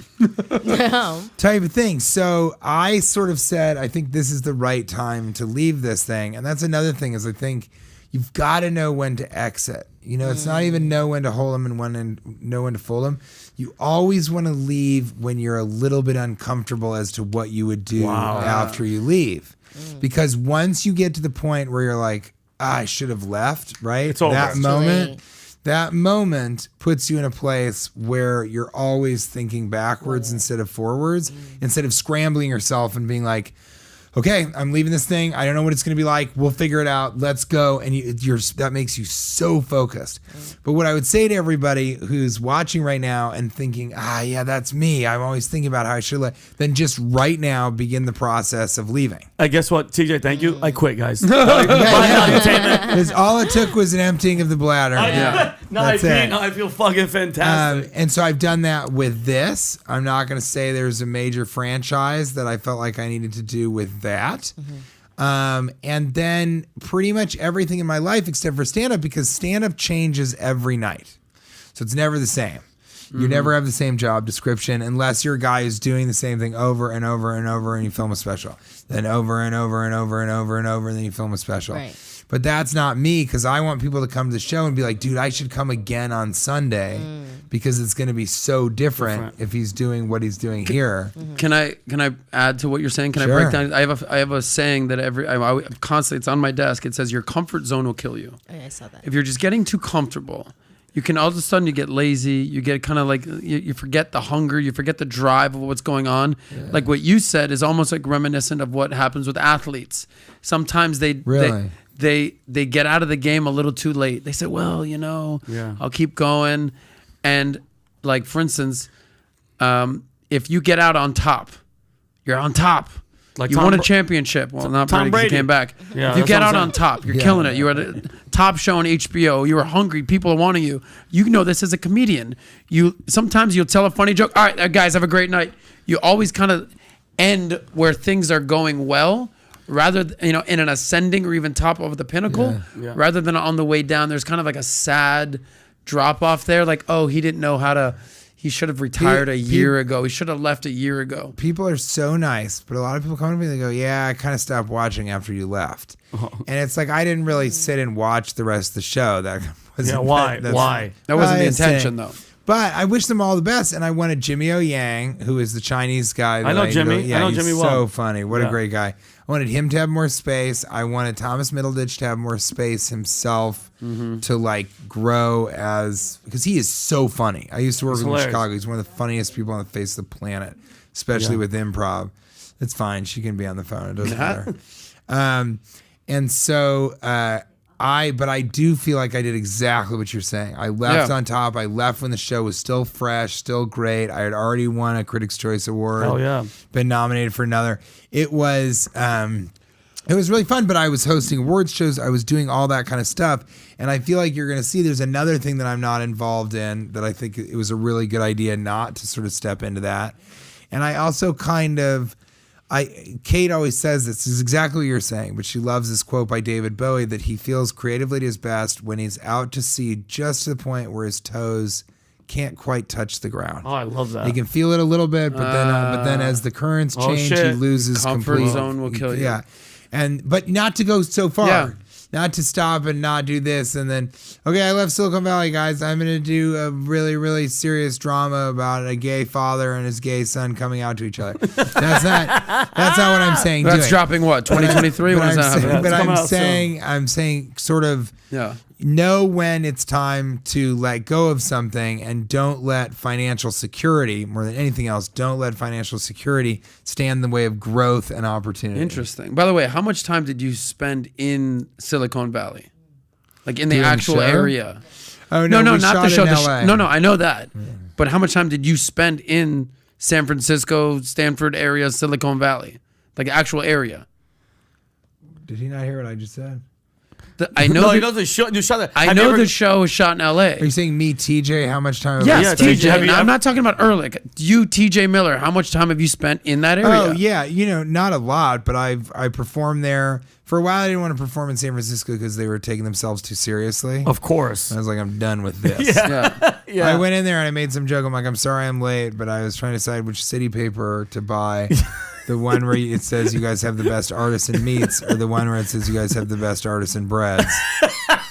And they were And they like, go, "Fuck no, that, they go didn't fuck laugh your at ass." all. Oh, They it's just were like, hilarious. oh yeah, that would be a difficult decision. But the reason I asked you that question, I'm talking about TJ Miller. Then I made fun of them, and then they didn't land. I was like, Like, I'm not fuck coming you back then. here. Yeah, I hate that. But the reason I'm not talking about Ehrlich on the show. I'm talking about real life TJ Miller and actual visiting that area of California. A fair amount, but not a ton. But Okay, I have but friends there, especially. But I'm sure you get this question all the time. But because obviously we have an entrepreneur audience, business centric, founders, startup, tech, everything. Here's all the entrepreneurs out there. Yes, I hope this show has helped you achieve your dreams or get that much closer. Amazing. And I know it's ruined some of your lives. The longest toll said. Because you followed the advice and it was a fucking mistake. And you look at him Keep your now. toes in the You sand. look at him now with sadness and loathing and self-loathing and hatred. But to the people that didn't end up going down that road, I love you, brother. cheers. You too, man. And I'm glad you were. No. I want to know what your take is on that culture, the startup, tech, entrepreneur ridiculous. culture. Go ahead. It's ridiculous. I did a show with the WeWork guys, and they believed they drank their own Kool-Aid, and then they made more Kool-Aid for them to drink. And it is such a weird culture. There's so much money, and with people who kind of don't know what to do with it, and a lot of it is so self-important. But they all love the show because they know that too. And so what a great thing that the show did was make me be able to make fun of these tech people to their faces. Yeah. And they kind of listen to it and take one on the chin. But I think, it is the ridiculous. They're now, the tech world is like being in, railroad or oil during Carnegie Mellon era. Right. And, but they're all sort of ridiculous. And I think it's so funny that they're all nerds. And that slowly that kind of nerd factor went away a little bit. But then the people that aren't nerds, like Ehrlich, kind of found their way into like being a middleman. Yeah. And you sort of need that middleman to make what they're doing palatable to the general public. Of course. And that's the Jobs Wozniak thing. And it makes sense in the beginning for me to be very present and have control. But after 5 years or 4 years, it just they've progressed enough. And it was the same thing. It was great, but it was build it up, and everything's lost. Yeah. And they build up this time from different, and then everything is lost. And so I also didn't want to be a part of it's Breaking Bad. No one ever is like my favorite season of Breaking Bad, season 7. Yeah, never. That was the best. Yeah. So you have to kind of you have to be willing to leave things and not do stuff for money. That's so important because as soon as you start doing stuff for money, it's a problem. And I did this really, really lucrative sort of gig for a crypto currency trading platform called 3 Commas. And I did kind of the instructional videos for what's great about it. But I went in, I said, look, I'm going to do this, but I have to write them. I'm going to produce them and I'll star in them. You have to let me do whatever I want to do. And they're like, okay, just present it to us. And then I just presented the most insane things and turned it into like a sketch show where I also taught people. It was so funny. And that was one of my first jobs, was on a PBS. Talk about like pulling skills from everything. I was on a PBS show called Standard Deviants, and I played like a dinosaur hunter, and then another one a knight at King Arthur's court. But that had to be funny. But it was also an edutainment thing for like public school kids. Yeah. And so I took that and kind of put it into this, and they're just absolutely hilarious. But, the company had so much money, and so we made it they're really funny. I mean, one of them, I'm dressed like a bee the whole time, and I keep trying to make bee puns. Okay. Like, you wait till you see how rich you'll be, type of thing. like that. And then the Blind Melon video from back in the day. Yeah, the girl that dressed up as a bee. Absolutely. Yes. We did some research on that, actually. I did. Yeah. But so we... and then the PA keeps coming over to me and being like, hey, they don't think the bee costume is working, so you need to take it off. And I'm like, I refuse to take it off. And then at one point we fight, and he's trying to, because it's Velcro. But the point is, you're like, hey, man, be cool. Yeah, be cool. I try and sting him with my stinger at a couple points. But that was an example of me saying, okay, this is lucrative, but if I do it and I don't put my everything into it, then that's going to be a serious mistake. That'll be a problem. If people see this and they, And so, but that's the way that I'm making money right now is by further diversifying and sort of educating myself. Because I was big. I did big when I wasn't working for those 7 months. We're also friends with the Winklevoss twins, the Winklevi. Tyler and Cameron, yeah. And so, or TNC is TNC. TNC. All right, you're in. I've hung out with them before. Cool guys, actually. They're great guys. I've had some drinks with them at the Soho House in South Beach. Yeah. Cool guys. I love that. By the way, if you're gonna have cash, they have cash. They're doing. If you're gonna like create. You know, how do you artificially create these people? Whatever, you know, the meta genetics, whatever, whatever the hell that terminology is, yeah. whatever it is, whatever genome, human genome, geneticized. They're 6'4", good looking, athletic, smart as hell, like billionaires. They're massive.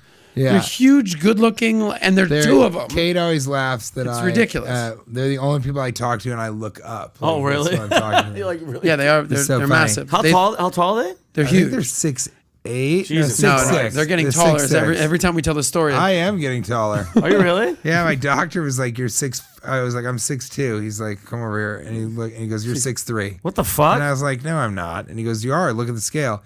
And I came back like a year and a half later, and he was like, "You're 6'4". And I was Sort like, of God. "No, I'm not." And he goes, "Yeah, you are." And I said, "What have I grown an inch?" And he looked at me. He goes, "Are you saying my scale is a liar?" Oh, that's hilarious. And I was like, "No, I'm sorry." Wait, like what the fuck? I paid him double. I think because I've been cutting weight. I mean, look at how insane I look in this. You look fucking. Or possibly it might be the 4-inch thick Balenciagas. Yeah, it could be that too. That's what it's the unfortunate thing is that I wasn't wearing them on the scale. Yeah, well they made you take your shoes off. 6'4". Yeah, you're not really supposed to. By the way, how tall are you? 6 foot. Yeah. I'm 5'8". Yeah, that's better. You can do more push-ups. Clothing are cheaper too. Exactly. You alluded to this earlier, but I kind of want to get this out of the way. But I do want to talk about. Okay, yeah, but let's get to NFTs. That's where I was headed with the. Oh God, you want to go NFTs with it? Yeah, of course. Well, I have something more interesting that I'd like to ask you. We'll get to NFTs, and by the way, I do want to talk about crypto winter, and nobody wants to talk. No, 97% of crypto trading has NFTs went down 97%, right? But listen. Let pull up these images. But you talked about it earlier. It's so funny you say it's gone. About how you made your special that over and over. You know, but go ahead. No, you talked about like how you used your connections to make your special. And then I made 2, and I was gonna make 3. But like, if you can shoot a special for $10,000, which is not how much this costs, that's amazing. Then you shoot another one as soon as you can. You put that money into, and I'm investing in. Most people don't really know I do stand up. I am famous for being an actor. And so I just didn't have enough out there that people knew that I was also a stand-up comedian.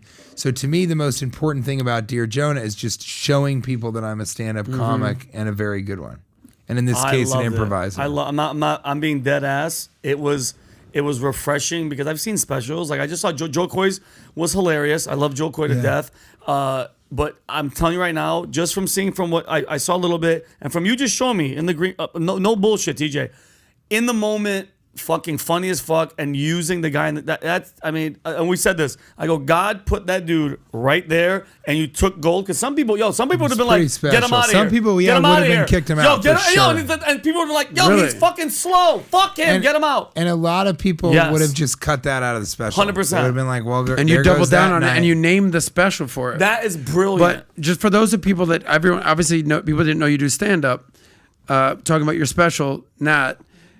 These are some of the people you've worked with here, and there's a question on the other side. That's of a clip, yeah. You've done Deadpool with Ryan Reynolds. You keep talking. I'm gonna pour you a Willie's hand lotion. Let's go. Willie's hand. I love that. Keep going. Deadpool with Ryan Reynolds.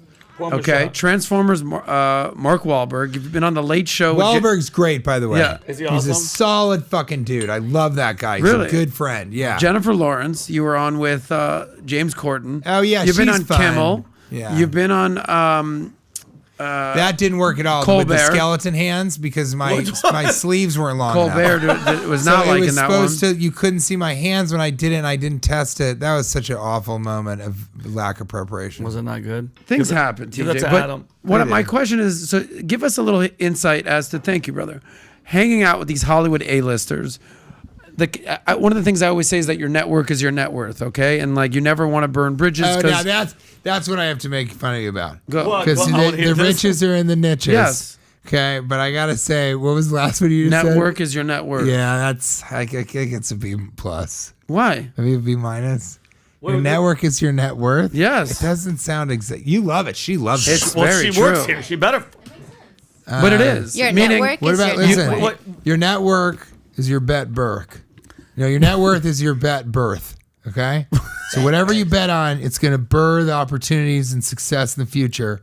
That's your net worth. It's your bet birth. your bet birth. Listen, I'm Now, fucking how all much? in. How much are you Finish what you're convinced gonna of say. that? No, Yeah, meaning a lot. You're around these ridiculously famous, successful people. Yeah. How do you lean on them? Do you have to say, hey, like Mark, I got an idea. Hey, by the way, like how much do you? Oh yeah, absolutely. And you have to pick the appropriate amount of leaning on or Yes. You know, That's my question. Like the twins often don't text us back any words. They just do the heart or the I thumbs up. hate that. I love You know that. what? I'm that. I don't love it really. Okay, but Say hi. You're love saying the you. Winklevoss guys. yeah, what they're saying is, you know, we don't have a ton of time, but we're Connecting. We're there. We're still connected. we see you. And then, you know, Wahlberg taught me this thing where I was like texting somebody back because they texted me, and he just, I don't remember what he said, but he basically was like, why are you on their timeline? Whoa. What does that mean? Why don't What- you just text them back Whenever you're you ready. have time to text Oh, back? wow. And then you'll educate them as to the fact that you don't just, as soon as something happens, you got to react Answer to them, it. right. Oh, good And point. you know, that was a good point outside of texting. But yeah, you have to, you know, I texted a very, very powerful filmmaker recently, and he didn't text back. But I got in touch with his wife and sent my stand-up special, and they're going to watch it. And that's all information. You don't then text him and be like, hey, just wanting to make sure you got a text, all Yeah. that. I mean, you know, you probably talk about this with your romance stuff. But desperation is kind of the worst. Desperation is hesitation. No, I was going to make up. I was going to say desperation Bet will birth. destroy your aspiration. Oh okay? shit! That was better than mine. Desperation destroys aspiration. Better than mine.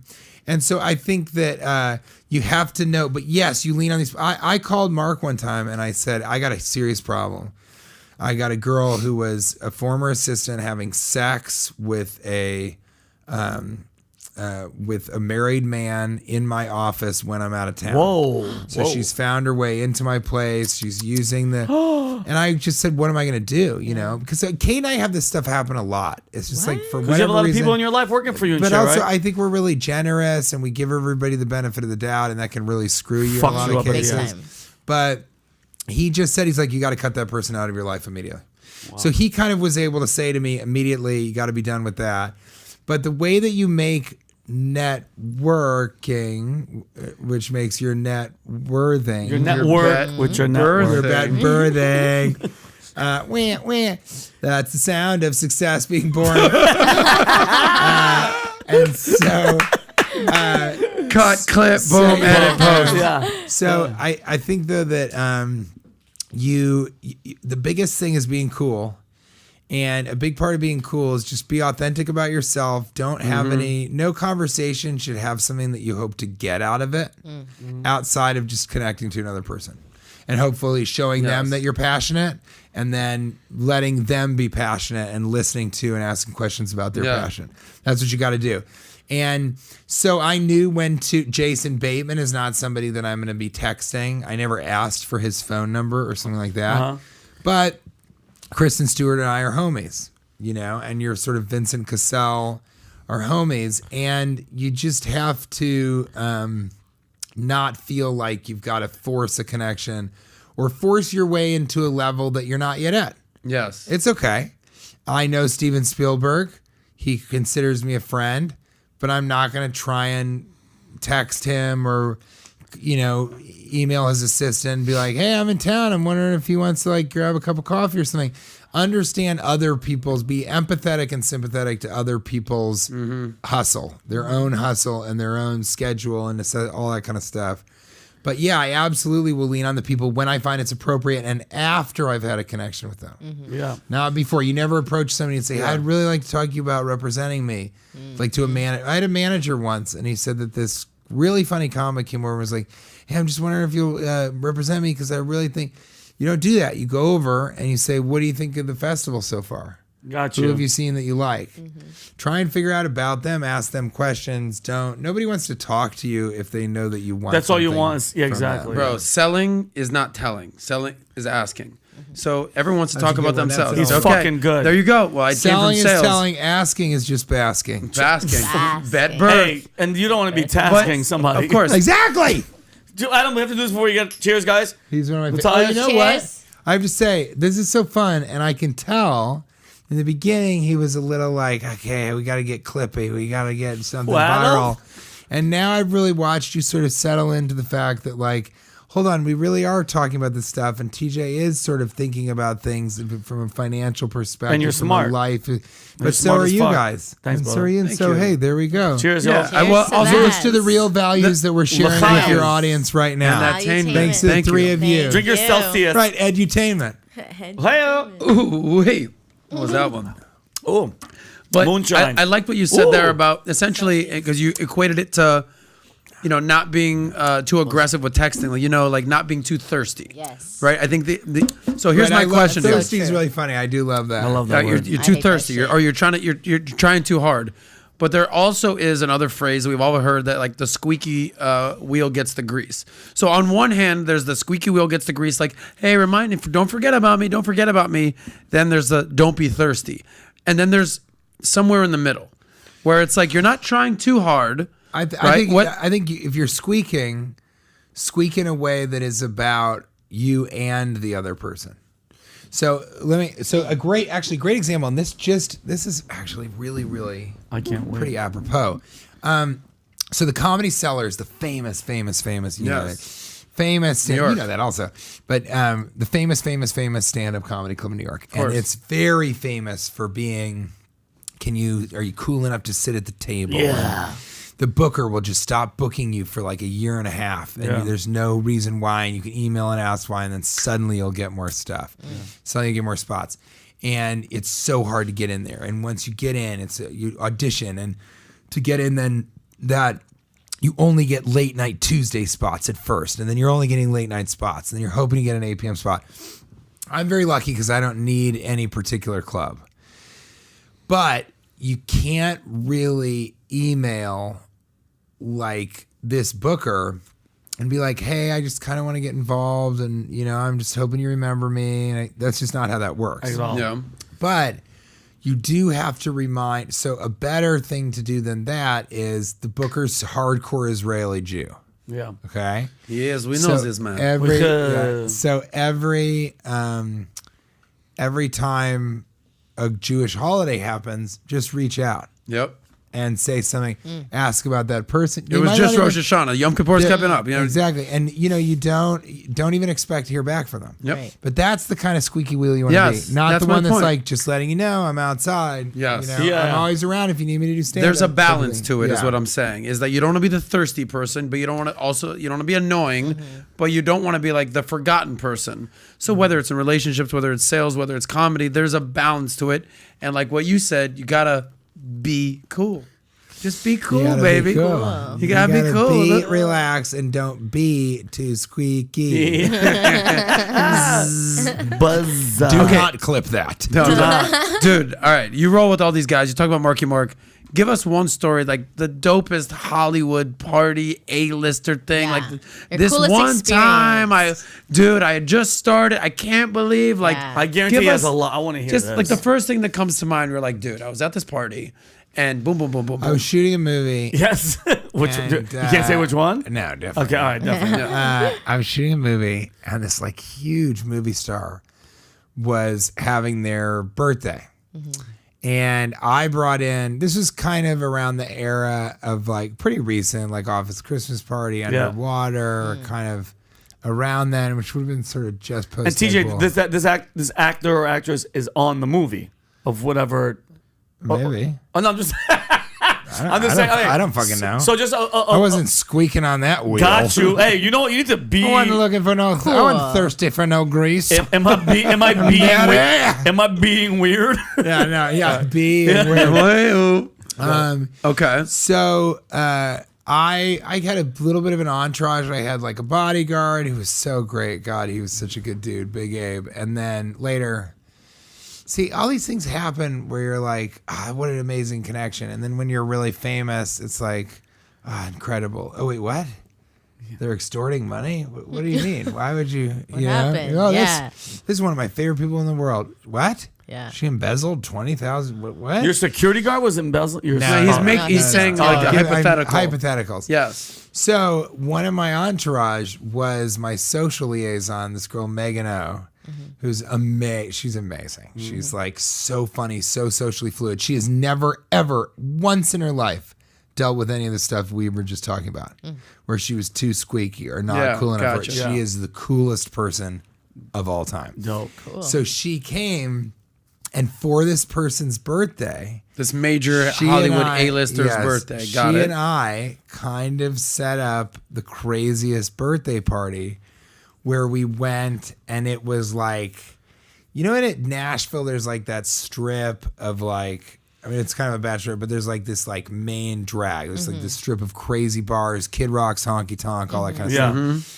And it's the same thing in Atlanta. They have that big, or in New Orleans, Bourbon Street. So you're in kind of like a Bourbon Street, you know, Main Street, Nashville type of situation. And we went into a strip club and we talked our way into like the main room. Yeah. Not like the big, like the main VIP room. And we got up there and we just got a bunch of girls who were just psyched to like hang with us. Of course. Yeah, because they can't believe this is happening. And we just went upstairs and just everybody ended up getting on the pole. Shut the fuck up. What do you mean everybody? Myself included, buddy. Bang, bang. It was real. Yeah, was it fun? And that was so And this fun is because for it a was major like, Hollywood A-lister's it was birthday? it was so funny. Yeah. And you could tell they were like, damn, these people get it fucking done. Now, did the Hollywood A-lister get up on that pole? I mean, you got to. I got Wow. up there. Yeah. If they got up there, I gotta get up there. Wow. I got up there. They And gotta get up there. This is a woman. Wait, we're not. This They is said- you said it- 2022, and you're. Adam. I was told this would be a woke show. I'm sorry, guys. So I'd like to. I was told this is the wokest podcast in Florida. Well, So no, it was not a woman. The wokest podcast It was in Florida it was is the most recently- conservative podcast in LA. It was a recent. Yeah, that's true. It was a recently transitioning individual who was becoming a person. got you. Just a person. Ever talked about it? Try that on for size. DR. Oh my Yeah, God. so sometimes stuff like that. But another time, this isn't as crazy. But because somebody asked me the other day, they're like, why? I was talking about Dear Jonah, the special on YouTube, streaming now. And they said, you know, it was something like, when did you know you'd made it or something? And there isn't a moment, and there should never be. There should never be a moment in any of your lives where you're like, I did it, I made it, I had my big break. As soon as something feels like that, you should be looking for the next thing that you could say, that you could mention. Wow. And when that happens, you move on to the next thing. So you're just always... There's always another mountain to climb. And it doesn't have... It can be a little hill.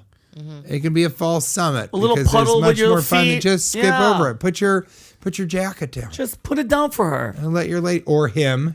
Shim. Or You're it. really fucking this up. Yeah, It's Come really on, tough for me to Vinny. be around. Jesus. Oh my God. You got to get more woke, Vinny. I'm sorry. Woke up. But you just, you know, if you ever think that you've... People, what was your big break? You should not have one. You'd be like, well, this led to this, and then I did this, and it didn't work, and so that actually ended up leading me to this. But I do remember I was in the car headed to set for Gulliver's Travels, a Jack Black film, and I remember on the way, it was like an hour ride in a black car from the hotel out to the middle of nowhere. Excuse me. You said black car? Don't. Darker right. It's car. African American Yeah, car. But go ahead, since we're all fucking woke. It Go was ahead. BIPOC. It was a BIPOC car. Okay, go. And so in the car, I kind of in the backseat was like, so I guess this is real. I guess this is what I do now. Yeah. I star in movies. It was That's such a so sick. bizarre thing. And so yeah, that was a bit of a moment. But for the most part, I love it. My story is, and everybody should have something like this. And I'm not worried about hitting that table anymore because that's all. your fault that it's so unstable. Fucking Yes. God damn it. Jorge. We love you, Andy. there was this. I was on a radio show, and the guys go. They go. So what was your big break? Was it this? And I kept doing the show, and each 6 months or year that I've gone, they would ask about the next thing. They would forget. Wow. They're like, so Cloverfield, was that your big break? Then I come back. So she's out of my league. I mean, you're one of the main guys. Do you consider that your big break? Transformers 4. Now, that's a huge movie, $1 billion box office. Would you consider, is that your big break? And they kept doing it. And I just laughed. I thought it was so funny. I never mentioned it. I just thought it was so perfect that everything that I did, they were asking if this was finally it. Right. Wow. And in my mind, I was like, no, this is just the thing I'm doing now until next year when you ask me about the next thing. Well, TJ, this is crazy because Deadpool. It's was all that your lining big up. break? By the way, I'm not drinking That'd that. be so funny. That's Listen, by the way- disgusting, by the way. Even though it's nice. It was actually, Great we work. got about 10 minutes left with TJ. I do want to cover 2 more things with you, brother. Okay. Cryptocurrency and multiverse. Is that where you want to go with this? I mean, you're talking about. I wanted to talk about what you talked about with your health issue that you had. I like that. Let me quickly do one more piece of like general life thoughts. Go for it. I was so paralyzed in terms of how much I could work during the pandemic. I did not do Zoom shows. It just wasn't going to work for me. I really was unable to make any money. We were just like watching money fly out the door and not bringing in really any money. And I sort of pushed my podcast a little bit, but it's like sort of a cult. It's just really funny, but very absurdist. And so I kind of didn't have, and so what the Winklevoss twins helped me do was kind of learn about Bitcoin. And then I basically gave myself a master's degree in blockchain, not cryptocurrency, but blockchain, which is not going anywhere. Of course. And so we made some really strong choices with Bitcoin and Ethereum. And I was never a day trader. I just was learning, investing, learning, investing, learning, waiting, learning, realizing I need to learn more, learning, investing. So I was doing all of that, and I didn't want to do a Zoom show, but again, your network is your net worth. Your bet birth. Your bet birth. We've already But changed it. Slough. I think that's so cool because there was like a moment where I sort of realized I don't want to do Zoom shows, but I want to do something like it. I know that the future is in some ways that people are going to watch this instead of be here with me and with us. And then because I know a guy who I really like, he's really great, and he has his hand in everything. He knows everybody. You always, if you find somebody who's a great connector, and you like them, you really want to remind them that you're around. You really want to stay in touch with them and ask what they're up to because they're always going to make those connections. They want to connect the dots, and you're one of them. And so this guy, David Ireland, who's absolutely brilliant, he came to me one day. I met him in Amsterdam at a bar, and he lived in Denver, and I'm from Denver. And we just talked, and I was like, God damn, this guy's really fucking smart. He's really smart, and he's really funny, but more than anything, he's really smart. And we just exchanged information. Then one day he called me. He goes, I'm working with this multiverse tech company, and their tech is really solid. And you're a Silicon Valley guy. Everybody, of course, loves you should talk to this guy and look at the tech. And so I looked at the tech, and it's fucking unbelievable. Wow. It's like, it's fine. It's better than Facebook. Facebook's multiverse is like nobody has legs. This was like real. It looked like video game, but real time, but the best video game, but all of it. Like Real Player One type shit? Yes. Yeah, fuck yeah. And I thought that was interesting I too, love that that. I had that experience with that. Just like we're writing a Christmas movie, and I was able to tell the studio that we're working with, if you're worried about me starring in a Christmas movie as Santa Claus, look no further than my resume, which has me starring in a Christmas movie as Santa Claus. As Santa Claus. Yeah, that's my Christmas audition. party. Yeah. So yeah, if you have a strength, keep going with it. But I mean, I think for me, the best thing that you can do is just like do what you're great at and then keep moving. Always keep it moving, always keep it changing, but don't jump on a Zoom show because that's what people are doing. Don't do that. If that doesn't work, if people know me from on screen so they don't need to see my fucking living room, then don't do it. Yeah. But this dude called me, he showed me the tech, it's unbelievable, and I go, this is what I've been waiting for. And so when you see something like that, then you have to really engage and give it the focus it deserves. You shouldn't give it all your focus. You shouldn't suddenly, oh, look, a shiny thing, ADHD, forget this thing that I was working on, which was making me money. I'm going to go over and do this thing because it's new, because whatever. Shiny object syndrome. Divvy, what'd you call it? Shiny object syndrome. I like that, yes. And so, but take the amount of focus and attention that it needs and then divvy that up, put it over there, because that's something that you can grow and you want to engender the success of that thing. And so this multiverse thing I'll be the first stand-up comedian to do a show in the multiverse. We're going to scan a comedy club in New York City called The Stand, which they're amazing. Of course we know The Stand. So you'll be able to go see the show, then go into the green room, which is going to be scanned. Go dope. Upstairs, have a drink at the bar, meet somebody else who might want to kind of... So all of that. And that's what I really wanted to do. And this also is part of, surround yourself with representatives or people that you're working with who you can trust and who will try and get more than you deserve so you can get what you actually deserve. And now, what I'm working on is equity. And so to have equity in this, and that's important too. Is this with the Winklevoss brothers? No. They're doing, I don't know what their multiverse play is. This is with the Ireland guy. Yes. And so in David Ireland, but it's called VR Jam. I think now they merged and it's called Animal Jam. But it's a multiverse company where you'll get inside, and the reason you're drawn to that instead of Facebook is it's just so much more fucking real. And it's so much cooler looking. And so once you get your friends in there and they've got the rig on, then I think, and they could be acquired, whatever. But the other thing I was going to say is if somebody's willing to pay you, but you believe in their company or their project, take equity. Ask for equity. That's brilliant. And even if you don't get equity, this is really important. Even if you don't get equity, act and work within the scope of that project as if you do have equity. Wow. That's great advice. That's great advice. Then you'll get the best out of your performance, your contribution, your whatever.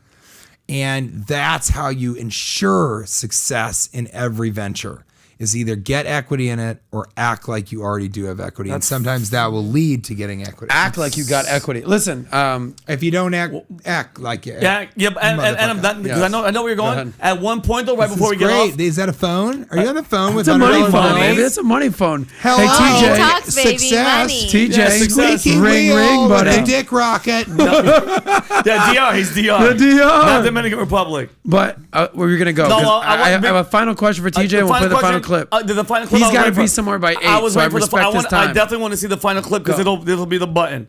We love This will be the it. button. We're friends forever. Yes. now, Friends for life. The AVM. We'll talk about it more. We're not done yet. We're going to ask you one question. Show the clip. And then we're going to do the last clip. All right. Last question. Then we show the clip, and then Let's finish because this is dark. This isn't that. This is Crown. Okay. One of the things we doesn't have to work. But I love who knows what he does? We've talked about net worth. Talked about who knows what he does. That was the all these things that we've talked about, right? But one of the things that I always say is that health is wealth. There's no we all have time is your greatest asset. Time is your greatest commodity. You talked about that. You stole that from Judaism. I did. He's Jewish. As a Jew. He's Jewish. As a Jew. I was going to say, you're trying to kind of pass that. What we if all I was know. like, Adam, you're Jewish? If you're not healthy, I've talked to some. You're half Jewish? If you're not healthy, I'm what's called a maybe Jew. What? Maybe a Jewish. Because my mother's adopted, so we don't know if she's. Oh, wow. Okay. And you were adopted by two Indian / Puerto Rican / What? Mexican Puerto parents. Rican. I consider you my dad now. And I hope you'll consider me your mother. I love you. I love you.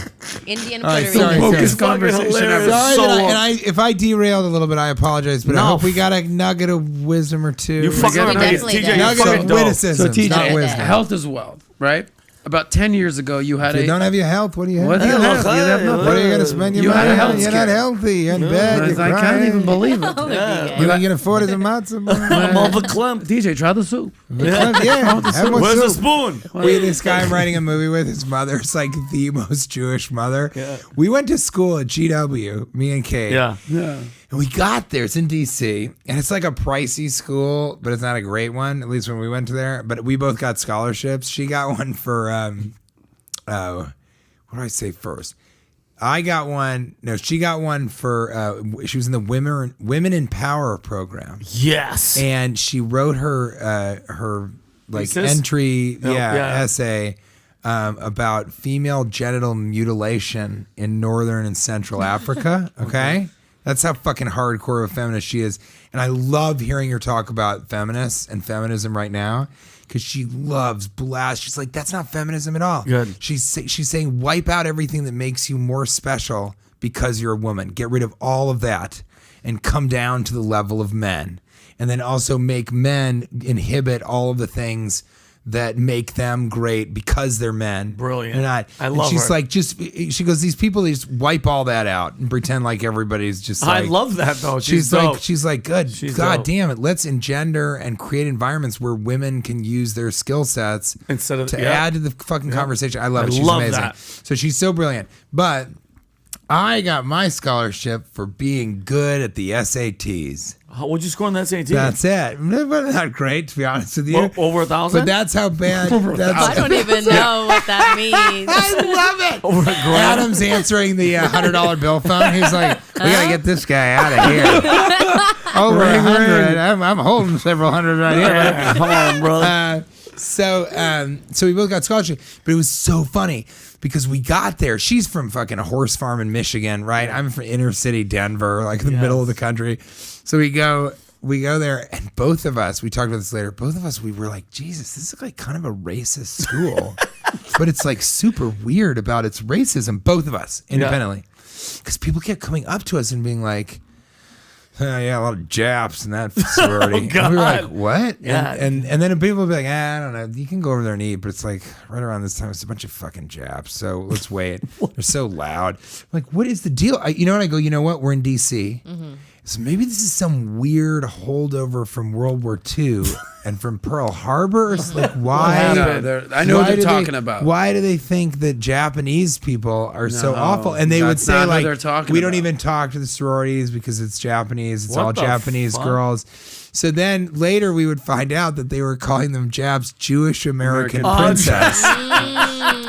And it's love sort that. of, and they're kind of teased like a Jersey Jews, like, Yeah. oh my God, wow, wait, Wow, what? wow, Like, what? where does, no, to die for. What? Yeah. Wow. Yeah. And my buddy's mother is like so amazing about that, but she told me this joke and I tried to tell it on stage and I fucked it up. God damn Can it. I try it here? Go for it. I want to hear this. Tell me Go. if you've heard it, okay? Well, I've heard the whole Jap thing my whole life, but not I've this never. It's so joke. weird, and I had never heard it. Yeah. Out of Colorado and Michigan, we were like, I'm why so you guys done hate with Japanese these Japs. people? Yeah, it's Yeah, Go you ahead. realize that? No, I don't. right. I don't date these people. So she said, she goes, okay, so you can tell this joke. So this guy, he walks past a dry cleaner, okay, and he goes, and it says, my name's Fink. What do you think? I press pants for nothing. And the guy goes, oh my God, it's amazing, for nothing. You got to pay $0. So he brings all his pants over. He says, press them. And he goes back to get them. And the guy says, it's $120. And he said, what are you talking about? You press it for nothing. And he goes, that's $120.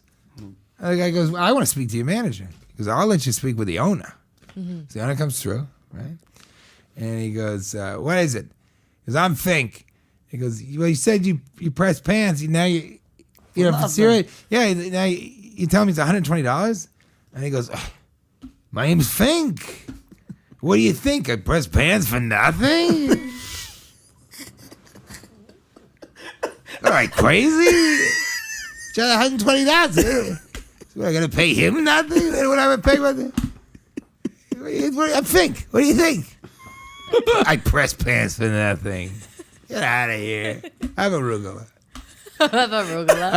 And so I bombed. I didn't do it like that because I was too afraid to do the accent in front of her. Afterwards, she goes, you fucked the joke. You fucked it up. No. You should have the gone thicker It accent. should have been like, Yeah, exclusively. yeah. And but I have the best Jewish joke, and I tell 3 Jewish jokes about being a maybe Jew in my show.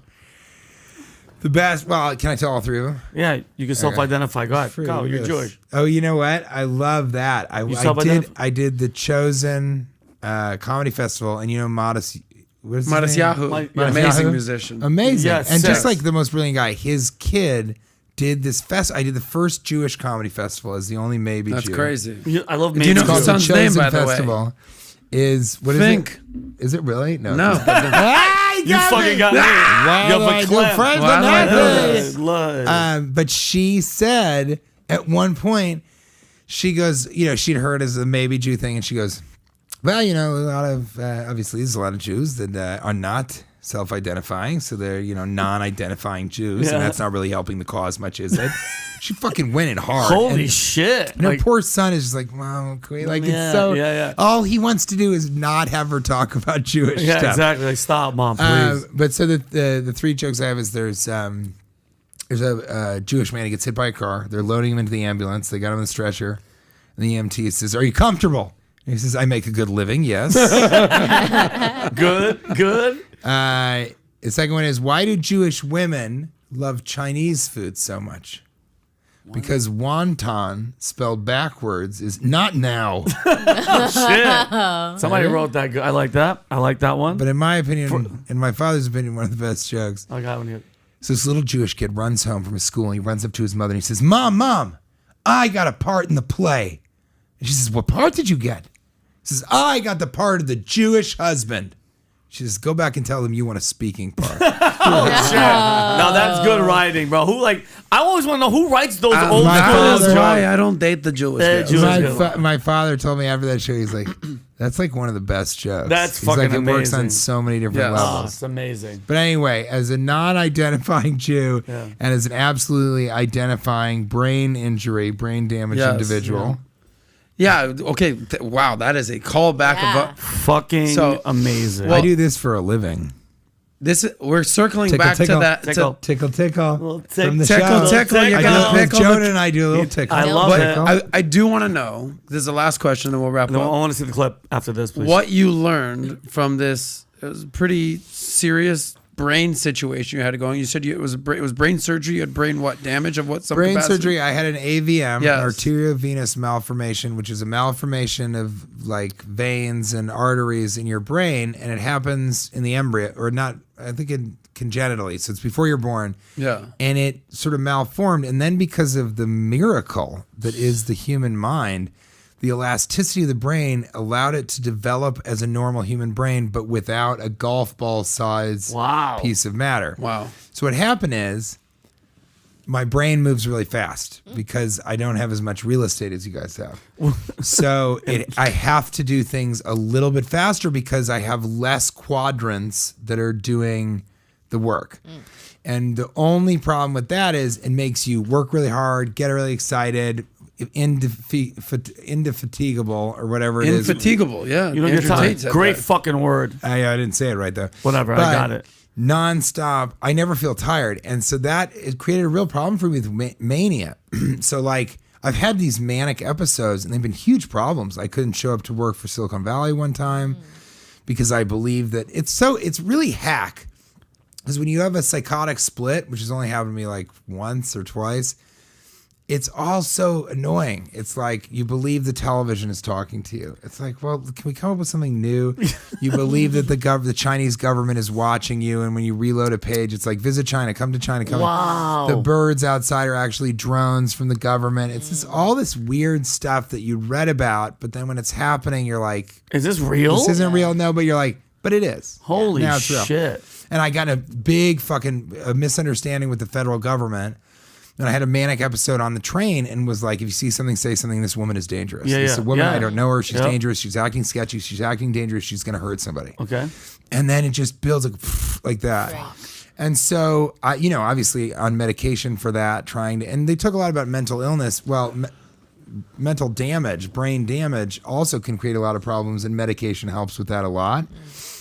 But what I've come to understand, because through that misunderstanding of the federal government, I found a neuropsychologist who was able to say, what you need didn't exist when you got surgery, but what you need is remediation, where literally I have to every day or every couple of days look in the mirror and look at myself and say, do you look tired?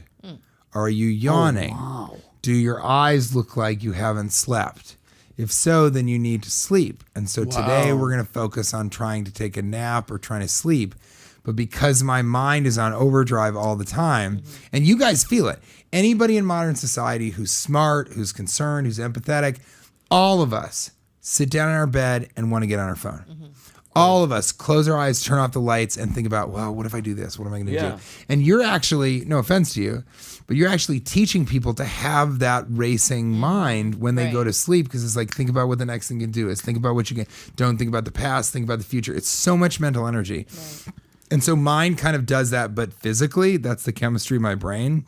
And what I've had to do, and what's been so rewarding, is that I was working at a breakneck speed like up till 5 years ago, and I was about to break my neck. I was doing Silicon Valley, work for 14 hours. Right after I get off, go quickly eat, go and do 2 shows. Then afterwards, decompress, talk to everybody, 4 hours of sleep, get up, go to set, continue to do another 14 hours.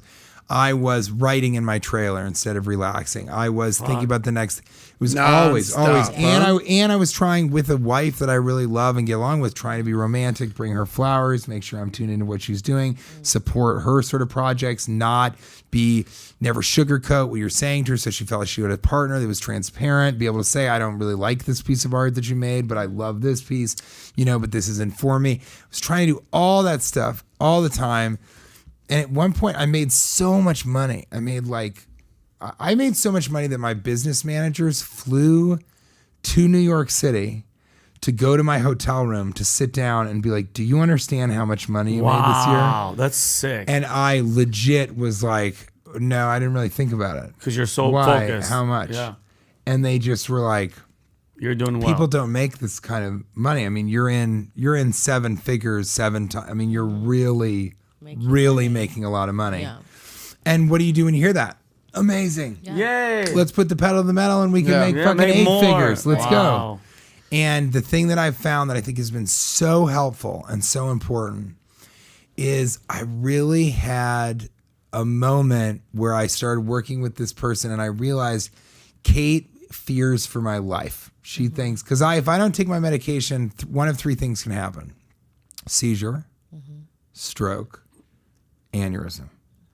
2 of those are fine. Can you guess which one's not? It's the stroke. You're done. Yeah. If you have a stroke, if you aneurysm, then that's it. Curtain call, you're done. Yeah. And if you have a seizure, you're going to get through it. You'll be able to figure out what happened. It's a reset. Yeah. Stroke is sort of forever. But so my wife is worried about me. She wants me to be healthy. Okay, how important is that relationship to my success? It's everything. There's nothing more important. If I can make $7 million in a year, $12 million in a year, but because of it, I'm only going to live 3 more years. Fuck that. I think about that sometimes, though, because everyone should listen to this. So all these people that are like, I made $20 million last year or whatever, I always think, well, if they're going to die in 3 years and they weren't able to spend any of it, if they're going to be unhappy with their personal relationships or within their own sense of self-efficacy for the next 10 years, well, shit, they would have given you half of that back if they knew that was going to be the end result. And so what I've been able to do is I got really uncomfortable and have been for a while with a bunch of different things in the beginning of this process. I can't and get to a point where I don't need to self-medicate. That didn't seem real. It seemed like I should be smoking weed, drinking, staying up as late as I wanted to, doing whatever I wanted to do because I was getting the results that I wanted. Then I hated the idea of working without mania. I thought that was just so awful. I said, how is this going to work? There's no way. I have to, and I can speed up the mania. There's ways to get yourself going. And then it's really fun because you think you're invincible and you'll go nonstop, right? Yeah. But I had to just be okay with the fact that I had to work differently. I didn't want because we get so. I mean, and I'll ask both of you guys this, but you as a guy who has a $100 bill money phone, do you ever get to a point where you're like, I don't want to work differently because this works. This is working. I am making money. I'm successful. But if somebody told me you got to completely change how you work, the pace that you work, the thing, not even going to die, but that's just what you've got to do. That's scary. That's scary because you've had the success. You don't want to live a life without that type of success. Right. So why the fuck would I stop or be healthy or whatever? And I'm really here to say that although it's a different type of success and you're not going to be able to compare it with your previous success, if it's a different way of working and it still works and it adds to your life, then do it. Try it. Go for it. You know how to work the other way. Great comedian, this guy, CJ Sullivan. Brilliant comedian. Hilarious podcast, Visitors Locker Room. Just a brilliant, brilliant guy. He doesn't drink anymore. He'll still eat edibles, but he just stopped drinking because it just wasn't working and his health was at risk. It was getting in the way of his success, but he'd worked like that for so long and been very successful. Yeah. But the next level was elusive to him because he quit drinking. And I love all the time he says to me, well, we already know the other way to work. We already know how to work there. So what are you going to do? Not grow? Let's learn the other way to do all of this. And he's totally done it. His Instagram is so fucking on point. It's CJ Sullivan. He's so great. And so it took me a long time, but I am very much now comfortable and my neuropsychologist told me over and over, well, don't you think there's a possibility you could still be successful or more successful if you work outside of mania, controlling, pacing, all that stuff. And the whole time I was like, bullshit, she doesn't know what the fuck she's talking about. I could buy her house and throw it in the trash and then build another house like hers. This is pre-pandemic. Yeah. And so I definitely got to a place where now some huge things have happened for us. Good. Dear Jonah being released, having those Jewish jokes go well on the Well, podcast. that's probably the best joke I've heard in a long time. And also kind of, some stuff that I've got going on in the film space and in Hollywood. Yeah. And I think it was really hard, but now I feel really good about saying you can work differently. I kind of hate this work smarter, not harder. Because I'm like, can't you work hard at working smarter? Yeah, good point. Can't you work smarter at how hard you're working? Wow. Why do those things need to be different? Yep. And what I realized, it's not work smarter, work harder. It's work harder at just doing it a different way. Be open to that. And then if it sounds like it, well, then try. Work. Because you also, when you try something differently, if it's not going to work, you want to get rid of that as quickly as possible. Right. The best way to do that is work really fucking hard in this place, in that way, whatever. It doesn't work. Well, you found out faster because you work so quickly. Yep. There used to be a phrase called "fail forward fast." So if you're going to fail, just get it out of the way quickly and keep Fall it on your moving. fucking Yeah, head. that's a great way. I'm what you're doing here. Listen, by the way, can we put the link for Dear Jonah below? Dude, it's so funny. TJ, You guys. I understand why you are a philosopher. He's fucking I amazing. understand I feel the same way about you guys. Thank and you, I brother. love what you're doing because I think one thing that's happened, this is just a compliment. I want to kind Thank of you, feel brother. I think that there's a problem in America right now where people equate money with greed, right? Or they want to separate it from happiness. And then I think there's a problem where people who are looking for happiness are being too dogmatic about it. And they're saying, be present, be here right now. There's not enough of the fail fast forward. Fail forward fast, yeah. I love that. Fuckity fuck. Fuck. And so I love that you guys have kind of merged those things. And I'd love to come back because I wish that we could have talked about all of this in terms of women and relationships and all that stuff, because I think it's really important. I think it's disrespectful to women to put them in a place where you're like, oh, all she cares about is money. Oh, she doesn't even care. If I was rich, then she probably, all of that. Because that should be parsed down to, a woman should be able to, actually Kate and I fight about this all the time, but a woman should be able to do whatever she wants to make herself empowered, and self-sufficient. That's really, I think everybody should be able to do whatever the fuck they want to become self-sufficient. I agree. And I've gotten in a lot of fights with my wife about cam girls. What, cam girls? By the way, the next time you're in Florida, would If you had come a back? daughter, We would do you this? be, I would love that. If you had a daughter, do you have a daughter? I No, do he has not. no kids. If you had one, would you let her be a cam girl? We The had this number song. one goal of a man, It's not the strip pole. the number one is- goal of a man is to keep his daughter this. off the pole. Well, the pole is... we'll What about you? Cam. Because I know you have to leave. You have to leave too. Yeah. Listen, we had this talk about the Kardashian thing. Come to find out that Kris Jenner not only facilitated it, she saw all the videos and picked She's the a one. marketer. Hold on, I don't hate that shit. TJ, she not only saw all the fucking videos, she picked the one that Kim looked the best in. This is a mother, and fucking said to Ray J, this is the one that I want her to be in. That to me is disgusting as fuck.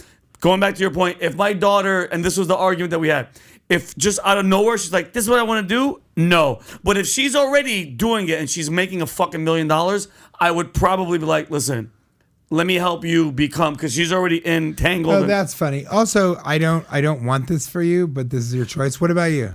Would I let my daughter be a cam girl? Yeah. No. No, interesting. Would you? Would you let your? You would? I would say to her, as Kate says, I would say, Like this a is sexual really cam not- girl? Yeah, look, if she's here's the argument. We're all gonna get this, by the way, from our kids. 100%. Sure. It's coming. For sure. It's coming. If she says, look, it's my body, let's be body positive. I'm gonna be doing this myself. I might as well make money off of it.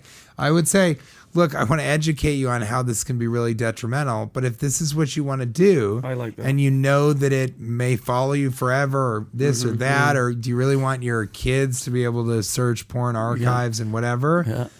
But I am that strongly for women that I'm So am like, I. if that's what you want to do, then that's what you're gonna do. Next time I you come know. back, Yes. we're gonna have this debate because listen, as my Jewish grandmother would always tell me, Wow. you never know. Keep your pussy away. You never know, TJ. You never know. Anyway, dude, this has been sick. Yes. I It's been great. appreciate it. All right. Thank What you. if her vagina was on the Make metaverse? sure that TJ's. Thanks, Vinny. That's right. Make sure that TJ's links for everything that he's got going on are below. And let's you play- can watch Where's Jonah? It's streaming now. Yeah. All over YouTube. Yeah, it's everywhere. It's Dear Jonah. And here's the I'm thing. saying Dear Jonah. So yes. here's the thing, though, and so this is the best part of the special. You know, I made that joke about a blonde entitled white bitch, and you know, I'm just we're teasing everybody whether, and he really cracked up at that. But like, this is how funny Jonah is and why this is Dear Jonah. It's a quick joke at the Special end. Dear Jonah. The last clip. Do we have Can that? you bring that up? Yeah. It's really fast. This is the last. This is the button of him. Watch this. Yeah, get it. Listen. Let's go. What did you, Jonah? I need this to be just about you and me, real quick. Look at this. So, what did you think of the show? I thought it was totally awesome. Yeah. Did you have a favorite part or anything? My favorite part was when she said go back to the Airport. and you said she was a blonde hair bitch. Wow. Jonah, it's not often I. That's check fucking out brilliant. Dear Jonah. Dear Jonah on YouTube. The fact that you Yeah, named it's your so title funny. after that, Brilliant. young man, that's Brilliant. incredible. He's the best part of the show. All right, cool. Thank you, Adam. Thank Nat, you, you want to Vincent. add one thing at the end? Anything We else? do have some super chat. We had one super chat from SN Network. Shout out to Adam. Love your show. Don't let anyone change you. Drinks on me tonight. Oh, what's up? Thank Oh, you, Jeff. Yes. So That it's was a big Yeah. super chat. It was a big Yeah. super chat. So I wanted to give them a Thank super you. We chat. appreciate Yes. you. We love Yeah. you. We're doing this every Thursday, every Friday. And then next time the DJ's in town, we're going to talk all that feminism TJ, stuff. I want the Look time. at that. I love it. All right, I got to go. I'm flying Yeah. to Colombia You're going to tonight. Colombia? He's got a Fly. show Really? Yeah. at the Yeah. Miami Improv. Yes. I might And if I come. miss my flight, I'm going to your show. So Yeah. either way, Yeah. I'll have a good night. We love you. We thank you. We out. Thank you, TJ Miller, for being here. Thank you, Vincent O'Shana. And thank you, Natalia. Yes. Very We out. funny, Vincent. Subscribe. Funny, funny Like, guy. comment, subscribe, We'll and we'll talk see to you guys later. next See you next week.